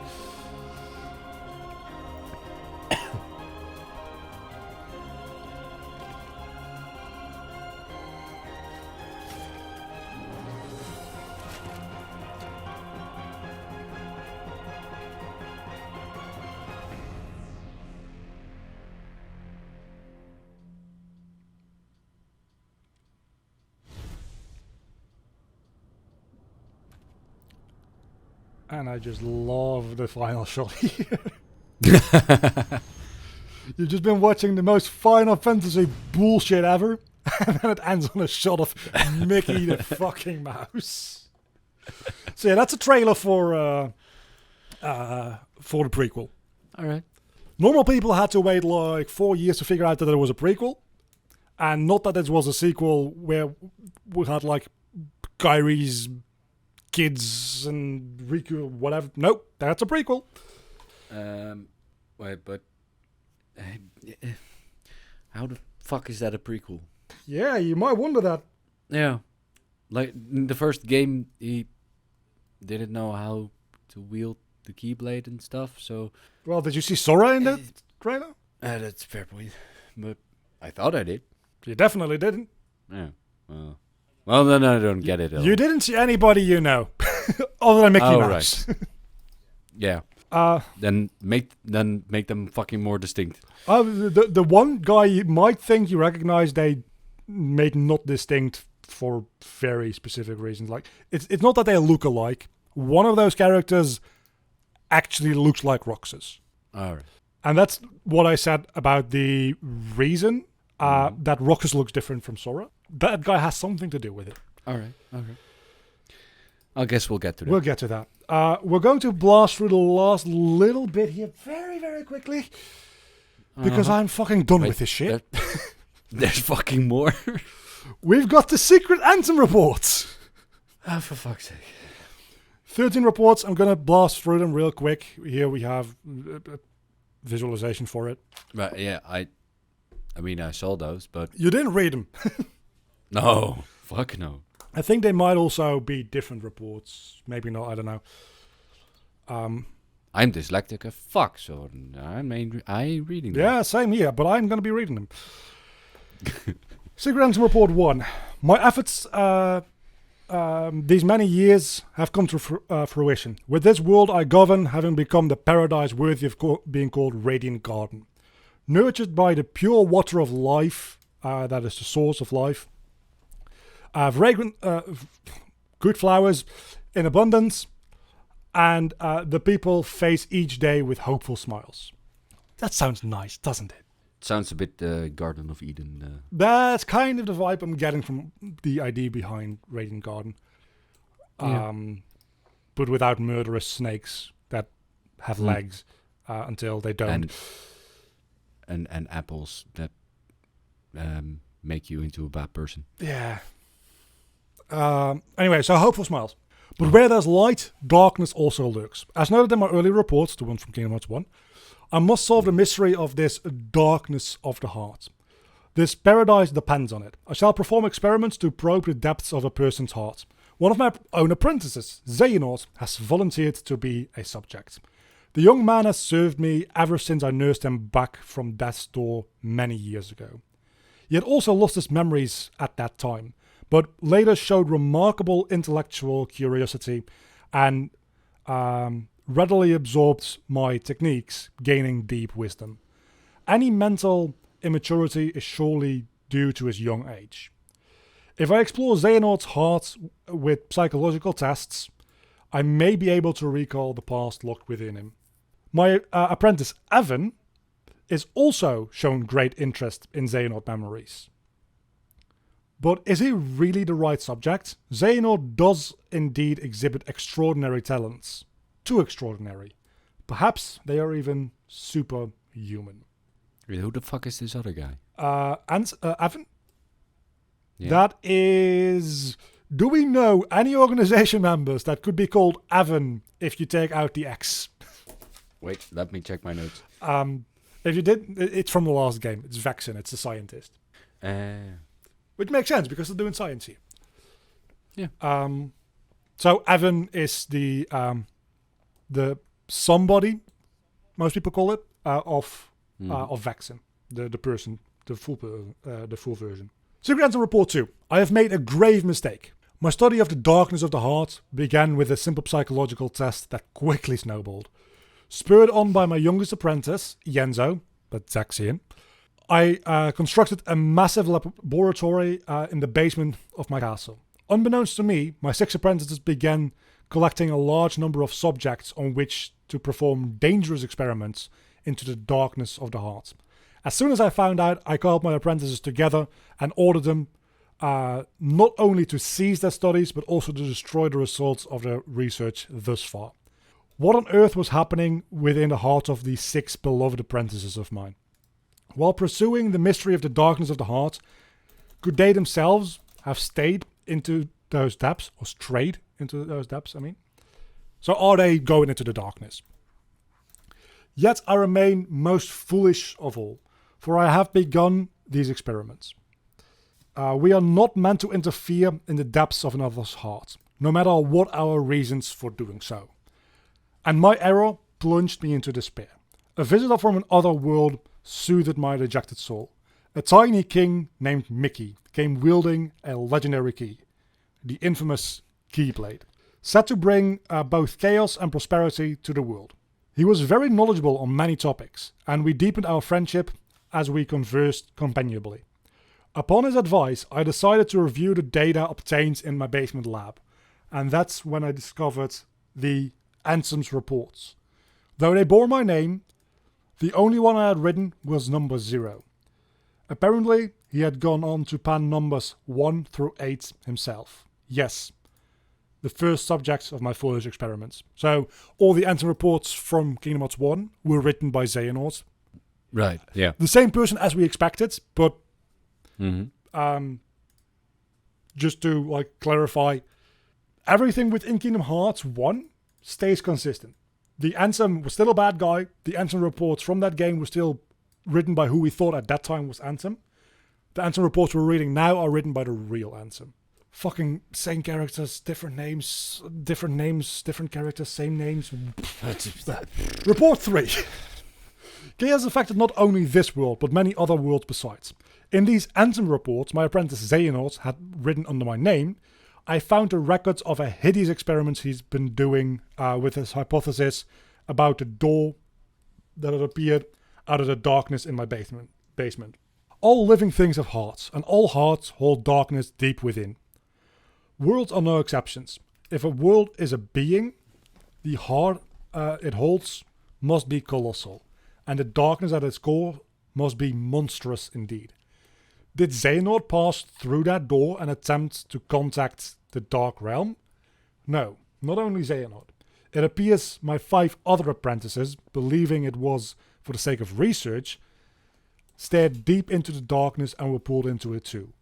Evan, Ienzo, Brig, Dylan, and Alias.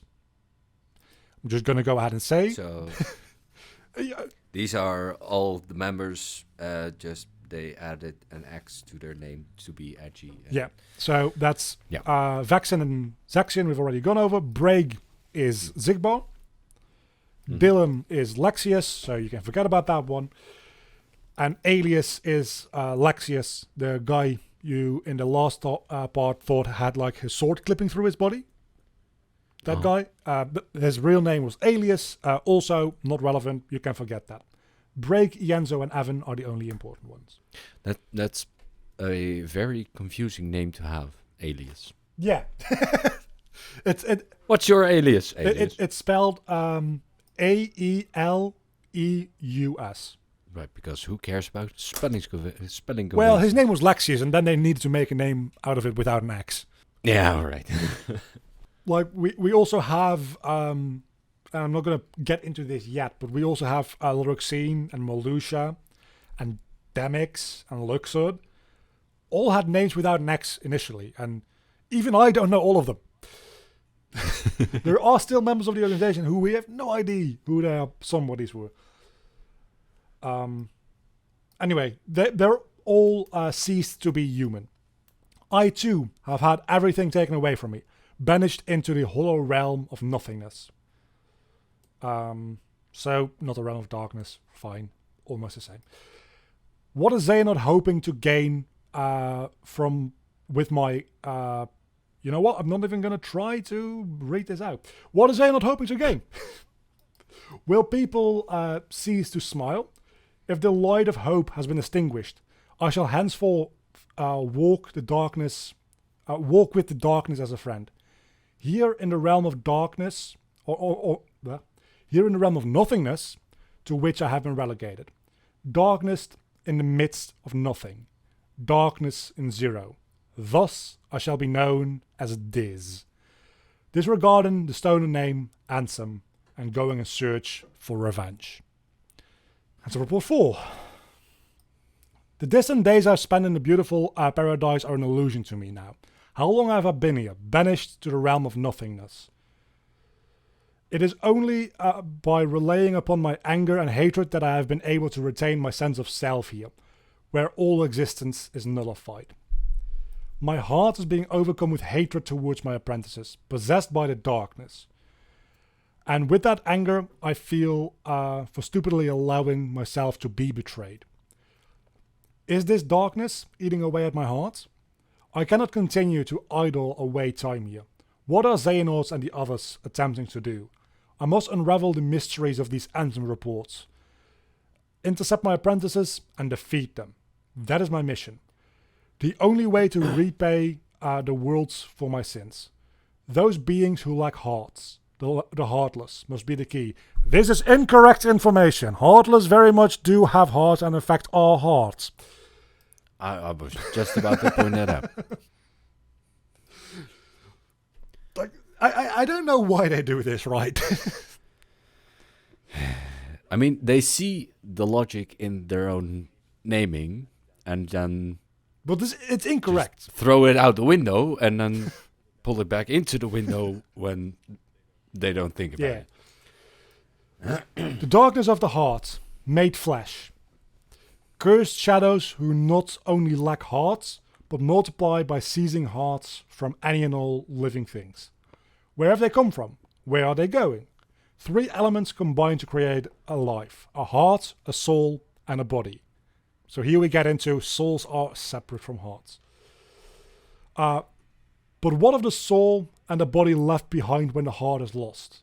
When the soul leaves the body, its vessel, life gives way to death. But what happens when a heart leaves? A being does not perish when the heart leaves its body. The heart alone despairs into darkness.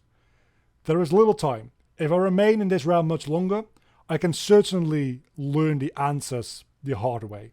In other ways, die. So if your soul leaves your body, you just die. Yeah. But when your heart leaves the body, you get a heartless and a nobody. Yep. So the Okay. way that kind of seems to work is that the heart is what we traditionally in fiction in the West seem to think of as a soul, your personality, your emotions, your being, who you are. And the soul is more of a life force. So basically, they just took naming conventions that were, established and stuff, and said, "Let's do it the other way around," but not change the name. Yeah, pretty much. Yeah, that's pretty much what it comes down to. Fucking bastards. Report 5. In this realm, where all existence has been disintegrated, wow, that's kind of rough. I have barely managed to preserve my sense of self by continuing to think and write. It is a place where even time has lost all meaning. Eternity is as but a moment here. So there's time dilation in like the realm of darkness is what this sets up. Right. I must make haste because time is all winky, wobbly, bubbly, timey-wimey here. Certainly, their plans are already underway. The Heartless must be the key to unraveling this mystery. The 6 traders were operating a laboratory that churned out those cursed shadows. So those are the Heartless. Not only did they generate pure-blood Heartless from living hearts, but then they used those Heartless to synthesize artificial versions of those creatures as well. These synthetic Heartless bore insignias and were called emblems. Pure blood or emblem, these Heartless only act in a way to fulfill their instinctive needs. They single-mindedly detect hearts and swarm around them. A human commands would be ineffective. The Heartless would easily steal the human's heart and use it to increase their own ranks. But what if... my scroll wheel is broken. What if an even stronger Heartless was giving the orders? This is where we get into Ansem Seeker of Darkness. If he casts aside his own soul and body and became a Heartless, wouldn't he be able to control the other Heartless through that? Furthermore, wouldn't he be planning to make use of those creatures' instincts? If the heart-seeking Heartless have their sights set on a larger, more powerful heart, their ultimate goal is crystal clear. The largest heart in existence, the heart of the world. This is all conjecture. No idea if this is true, but I'm just going to assume that it is. But it would seem that he's utilizing the Heartless in a search for a path leading to the heart of the world. Report 6. My choice to befriend the darkness here in the midst of nothingness was a sound one. I don't know about that. The moment I stared straight ahead with a calm heart, rejecting neither darkness nor fearing it, I gained a newfound power, a superhuman power, the power of darkness.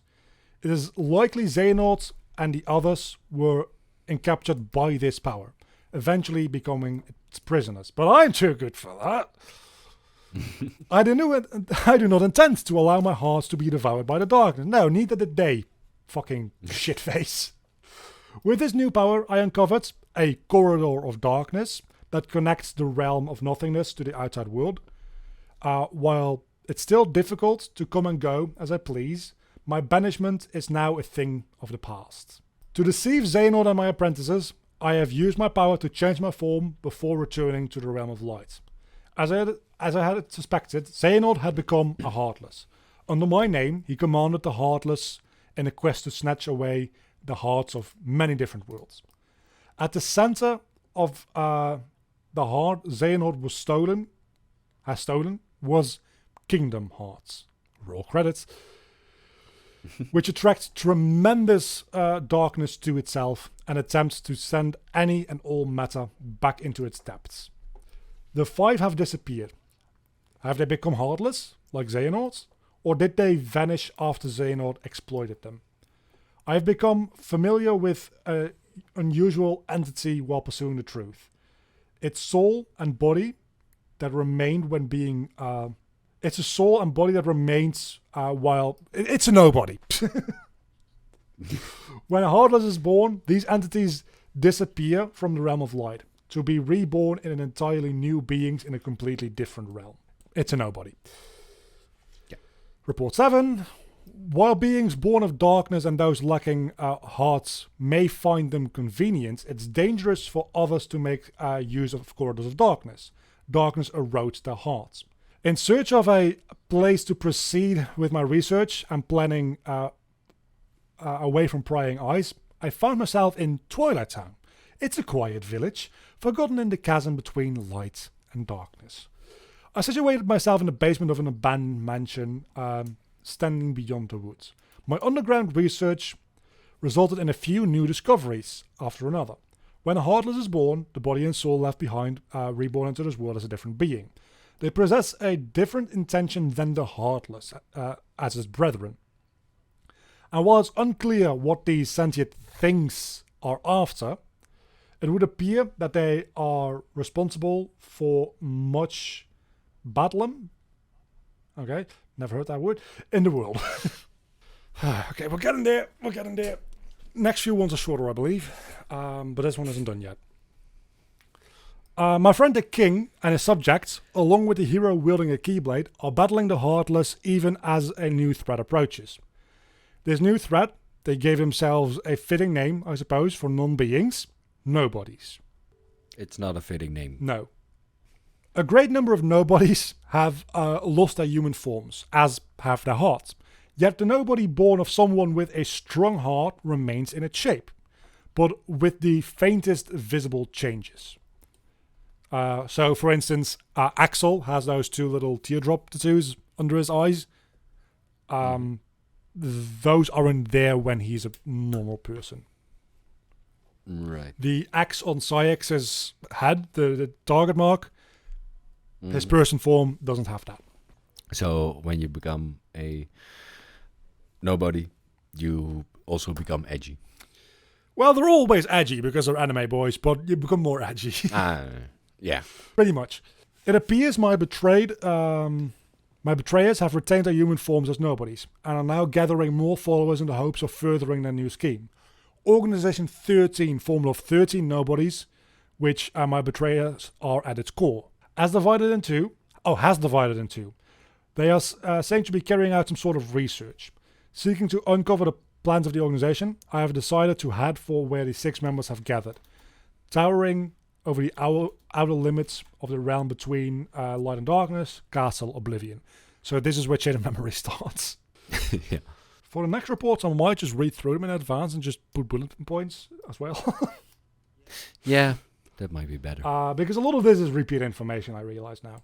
It appears that I have been too distracted with the behavior of Xehanort and his cohorts and the events occurring in their vicinity. My friends struggle to protect the realm of light, and the threat of the Heartless is now over, with Xehanort's Heartless, going by the name Ansem, Seeker of Darkness, defeated at last. The wielder of the Keyblade, this hero, has travelled from world to world, sealing up the keyholes and laying the Heartless low. Meanwhile, the king, who had arrived into the realm of darkness, worked with the Keyblade wielding hero to close the door to Kingdom Hearts from the realms of both light and darkness, thus holding off the threat of the tremendous darkness. Darkness, darkness, light, Keyblade, darkness. But there's still a great number of Heartless afoot, and Organization 13 and the Nobodies continue to be active in the shadows. Indeed, the world is still a very dangerous place. We must find a way to battle with these enemies. Thus I will make amends and have my revenge both. This is the reason I infiltrated Castle Oblivion. It consists of 13 floors above and 12 floors below, with the contents of its wide rooms transforming in response to its visitors' memories. Organization 13 was conducting experiments on memories here. The subject of these experiments, a girl named Namine, appears to possess extremely unusual abilities. They were attempting to derive something from these powers. Refusing to be distracted by Organization 13, I had returned to my own secret research, where a new visitor appeared at the castle today. It was Sora, the Keyblade-wielding hero who had defeated Ansem and his companions. Deep underground, the stench of darkness arose. Here we go, back again with the smell of darkness. All the players are coming together, it would seem. Report 9. I should have expected no less from a Keyblade wielding hero. Sora and his friends defied the machination of the organization and rescued Naminé. Naminé was a witch who controlled the memories of others. Most likely, these powers were achieved through a special process when she was born. Naminé is a nobody, created when a young girl's heart left her body. Yet, she is no corresponding heartless. That's because this young girl, in this case, was a princess of hearts, named Kairi. A resident of Radiant Garden, over which I had ruled, was one of the 7 princesses that upholds the realm of light. So Kairi was originally from Holobassi, we've gone over that, which was back then called Radiant Garden, which was Ansem's homeworld as well. With no darkness in her heart, Kairi produced no heartless, and instead of vanishing, her body remained in the realm of light. In other words, both the nobody called Naminé and the heartless, proof of a lost heart, are extremely unstable beings who lack the bodies needed to produce a nobody. In other words, my hypothesis was not correct, but I'm going to just ignore all this. Therefore, they also lack Kairi's memories. One reason for this is maybe that Kairi's heart did not return to the darkness when it was separated from her body, but rather migrated into another vessel, deep within Sora's heart. That is, Naminé is an alter ego of Kairi who is directly interfered with Sora's heart. Could this be why Sora has, and those hearts connected to him, were able to have their memories controlled? She is a non-being, in the truest sense of the words, not having become a nobody and with nowhere left to go. She is but the most fleeting of shadows. So that's what the bullshit I was spouting before. Like, yeah, she's a nobody, but she's also kind of not, because usually she would be made out of the body that Kairi left behind, but that was not the case, but still a nobody was created. So, in short, all the rules that we're using of heartless and nobodies don't make sense, because most likely they're not actually 100% correct. I mean, it kind of looks like the less reason you have to exist, the more powerful you are. That might have some... That might actually be a really good point for reasons you are not close to understanding. But that might be something, yeah. There might be something to that. Yeah. And to report 10, we're home stretch, almost. Sora went to sleep in order to recover his memories he had lost in Castle Oblivion. It would take quite some time to bring all the memories back that he had created in his lifetime. But Organization 13 held sway over Castle Oblivion. Sora would need to be kept someplace more secure. I persuaded Naminé to move the slumbering Sora to Twilight Town for safekeeping. For safekeeping. Period. Naminé. Period. What the fuck is that sentence?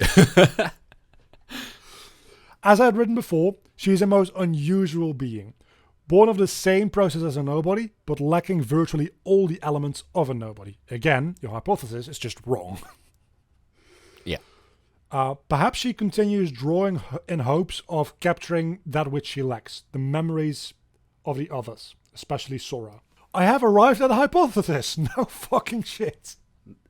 I believe that Naminé was born as a special type of nobody when Sora attacked himself with the Keyblade, causing his and Kairi's hearts to leave their bodies simultaneously. Naminé emerged as Kairi's nobody, but the body and soul necessary to exist as a nobody belonged to Sora. When a person's heart is stolen, a heartless is born with no sense of self, and the body and soul is left behind to give rise to a nobody. But what if one willingly releases his heart from one's body? Sora and Xehanort retained their selfhood after becoming a heartless. Then there's Kairi and Naminé. Kairi was exceptional for having no darkness within her heart. Also exceptional for that her heart was, once freed, migrated to a new vessel, Sora. The combination of these two theoretically unlikely exceptions may be behind this anomaly. There are matters that I must attend to while Sora is sleeping. A new ally has appeared on the scene. Riku. Report 11. I was reunited with an old friend at Castle Oblivion, but was unable to disclose my identity. If he knew the situation, he would likely try to stop me from carrying out my revenge. As much as I would dearly love to converse with him, as we did in the old days, that is now a hopeless dream. My friend has been fighting in the realm of darkness. Most likely, he found his way there through Traverstown. Like Castle Oblivion, that village also rests in the cleft between light and dark. It consists of the remains of the worlds whose hearts have been stolen by the Heartless. So here we get into the fact that it's basically Sakaar. It's where those who have barely escaped destruction of their world eventually find themselves. This realm between is quite unstable. The corridors of darkness appearing from time to time. So there's like the grey area between the realm of darkness, the realm of light, is the realm between. And there's a couple of worlds in there, such as Traverstown, Twilight Town, Castle Oblivion, maybe the world that never was. So we've got 3 realms now, which kind of flow over into each other, but not really. It's whatever the plot needs it to be. Yeah, basically. Whenever a world disappears, some of its inhabitants must arrive here through these corridors. Surely, Sora has travelled these same corridors of darkness when he first came to Traverstown. It seems my friend, fighting the realm of darkness, appeared in Castle Oblivion through a corridor of darkness constructed by Organization 13. My new ally Riku also affected his return via one of these corridors. He swore to me that he would give his all to help his best friend Sora. In fact, Sora's memories have been slow to return. Thus, I asked Riku to bring me another Sora. There's nobody. Sorry. Can you find me another one? I lost the first one. I'll get into a little fun game that we'll do after Report 13. And we'll do at the end of every session going forward. Sora is indispensable if I am to achieve my goal. I have required a Keyblade wielding hero to fly through the realm of light and defeat Organization 13. Report 12. Apart from Naminé, nobody's retained their memories after from their time as humans. But Sora's nobody, Roxas, has lost Sora's memories. This is likely because Sora's time as a Heartless was extremely short, having recovered his heart and returned to his human form soon after leaving behind Roxas, his nobody. It would seem that Roxas, much like Naminé, is much like Naminé. Naminé is Kairi's nobody, but came into being via Sora's body and soul. Likewise, Roxas is Sora's nobody, but was left behind because Sora's Heartless regained human form from using Kairi's heart instead of his own. What that sentence means, The power of love. I cannot tell you, other than indeed the power of love. It may be that Sora's memories are slow to return because half of him that is Roxas is still lacking. So they're messing about with Sora's memories, but some of them made their way into Roxas. Not a lot of them, but some of them. And that's why Roxas has some of those memories inside him, because he should have all of them. But he didn't get time to get all of them. Is he just spying on everyone? Oh yeah, like all definitely. The time? Yeah, no, he's definitely creeping on everything. You should play the games. That's definitely a better way to get all this information and spying. But no, he's just in the background everywhere, just looking like, okay, what's happening here? Okay, I'm writing it down. I'm writing it down so that Sora can get these reports when he defeats boss fights. Very, very useful. Making some dumbass hypothesis. Yeah, and then when he gets evidence contradicting that, he just kind of disregards it as anomalies. Yeah. I must convert Roxas into data to return him to Sora. Sounds painful. As a member of Organization 13, it was exceedingly difficult to bring Roxas in. Having lost Roxas once, Riku laid everything on the line and used the power of darkness in their second battle, only just managing to bring Roxas back with him. Which goes to show Roxas is actually like more powerful than Sora, probably. Yeah. But Organization 13 grows ever nearer. Here, Twilight Town is where Roxas was reborn as a nobody. This is where Roxas' first encounter with Organization 13 and joins their ranks. They are bound to search this place very thoroughly. I shall convert all of Twilight Town into data and construct a world duplicate in Sora's memories. I shall place Roxas within that world to live out his days and regain those memories. There is little time. The organization is scheming, blah, blah, blah, blah. Okay, so Roxas is... see, I didn't even realize this. Roxas isn't in the computer. Roxas is in a datascape inside of Sora. What? Which makes a lot more sense, because I always wondered how the fuck does Roxas get from a computer to inside Sora, but Roxas was already inside Sora, but like not merged with him. So... Like, hearts are also more or less hard drives in this universe. That is something that I can tell you for sure, because in a later game, this is not really a spoiler, we find out that Ansem the Wise has also like encrypted his own research inside of Sora's heart. Right, but it's not just data in there. You can also... it's also a computer powerful enough to run a full town simulation in which someone doesn't realize it's a simulation. Hold on, no, but that doesn't make sense, because Sora goes to Digital Twilight Town. Yeah. I never said this was well written, okay? Last one. Report 13. Tomorrow Sora awakens. My long drawn out revenge is nearing its end. Xehanort, who took everything away from me, though as a Heartless, he is no more. As leader of Organization 13, his ambition once again is to capture Kingdom Hearts, the most colossal heart of all. His Heartless had attempted to draw out the great darkness of Kingdom Hearts. Created from all the hearts of all the worlds. His nobody, however, is now almost finished gathering human hearts to be assimilated into Kingdom Hearts as well. The fool.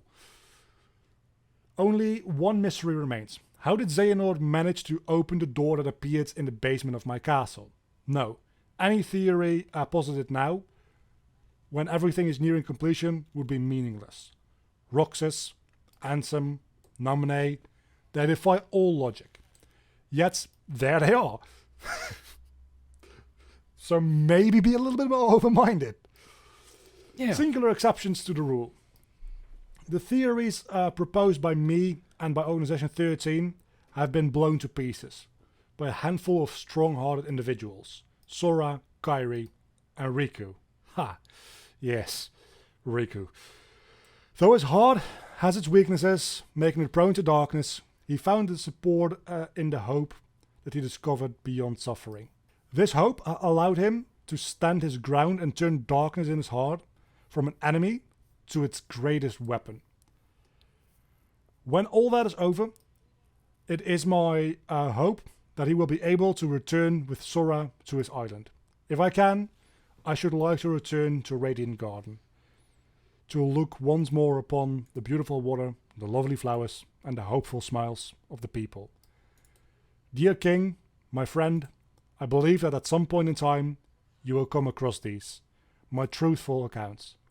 How I wish I could have chatted with you again. I was a fool, obsessed with revenge. Forgive me. And with that, we have done everything Kingdom Hearts 2. Finally. Except for one last little thing. Oh, for fuck. Starting this game, Now we're what? going to keep account of how many versions of every character can exist at the same time. Because we've got two Soras. Sora and Roxas. We've also got two Kairis. Kairi and Naminé. We've got three Xehanorts. The Apprentice Xehanort, Ansem Seeker of Darkness, and Xemnas. For now, these numbers are relatively low. They're gonna increase. So that was the last little thing. Let's keep it short and say something. How did you like Roxas? As a character, as a personality, as a... whatever. To be quite honest, there are so frickin' many names and characters and stuff. I've just completely lost track. That's entirely fair. Good news, if you're not too familiar... Kingdom Hearts 2 throws a lot at you. That's why this is such a long episode. Yeah. Maybe we should split this one into. Possibly. Yeah. I'm looking. I'm looking over my notes. Roxas seems, especially when you drop the bombshell, this was the tutorial. Fuck you all. Seems pointless. I mean, he gets explained away. Like we have the heartless form, and it's weird circumstances and stuff, and blah blah blah. Sure, but just to have him as a tutorial character, and then just kind of throw him out, and well, he gets mentioned a few times and appears a few times. That's kind of all he gets to do, and then it's just we're back to Sora. So, Fair. The next game is 3.5 hours of Roxas. all right. So That makes him a bit less pointless. the next game is takes place from the moment Roxas is born up until like literally the fight with Riku that brings him into Twilight Town. That's the final fight of that game. So it's the year between Roxas being created while Sora is going through Castle Oblivion and all that kind of stuff. Roxas is part of Organization 13, and we play through that entire year. Right. The cutscenes for that is only 3.5 hours long, so it's going to be much shorter. Thank fuck. I'm starting to kind of see what they're doing in the whole numbering and the release order of the games. Like they introduce a new concept, then they can't let it go. Need to make a game to explain it, and then they can move on instead of just making a story. Kind of. Let me ask you this, right? This is Kingdom Hearts 2. Yeah. Mm-hmm. What do you think Kingdom Hearts 3 will be about? I'll give you an answer right away. You're not going to get it. I mean, logically speaking, that would be the follow-up from this one. So whatever is in the message in the bottle. Even that is not entirely the case.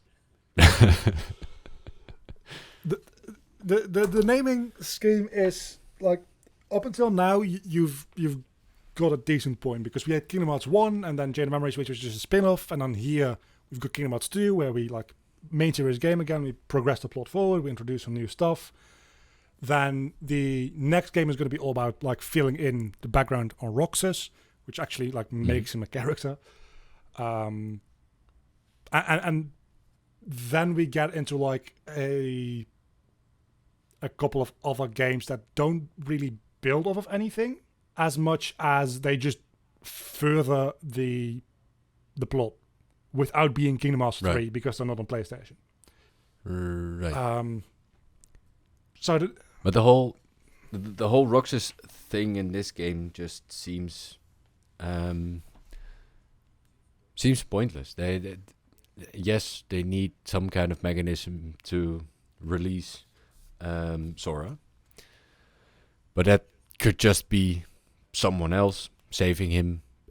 He lost his memories for a bit. You get a new tutorial, and then you get into the story. But Roxas just seems to overcomplicate things without any reason. To a certain extent, certainly that is the case. It could have just been like the tutorial could have just been a fetch quest as Riku going like, "Hey, we need like eggs and milk because I need breakfast because I'm hungry. Otherwise, Sora won't wake up." And that would have been a lot simpler than this. I mean, you could have just had Riku freeing Sora, Sora having a bit of a headache and not all of his memories.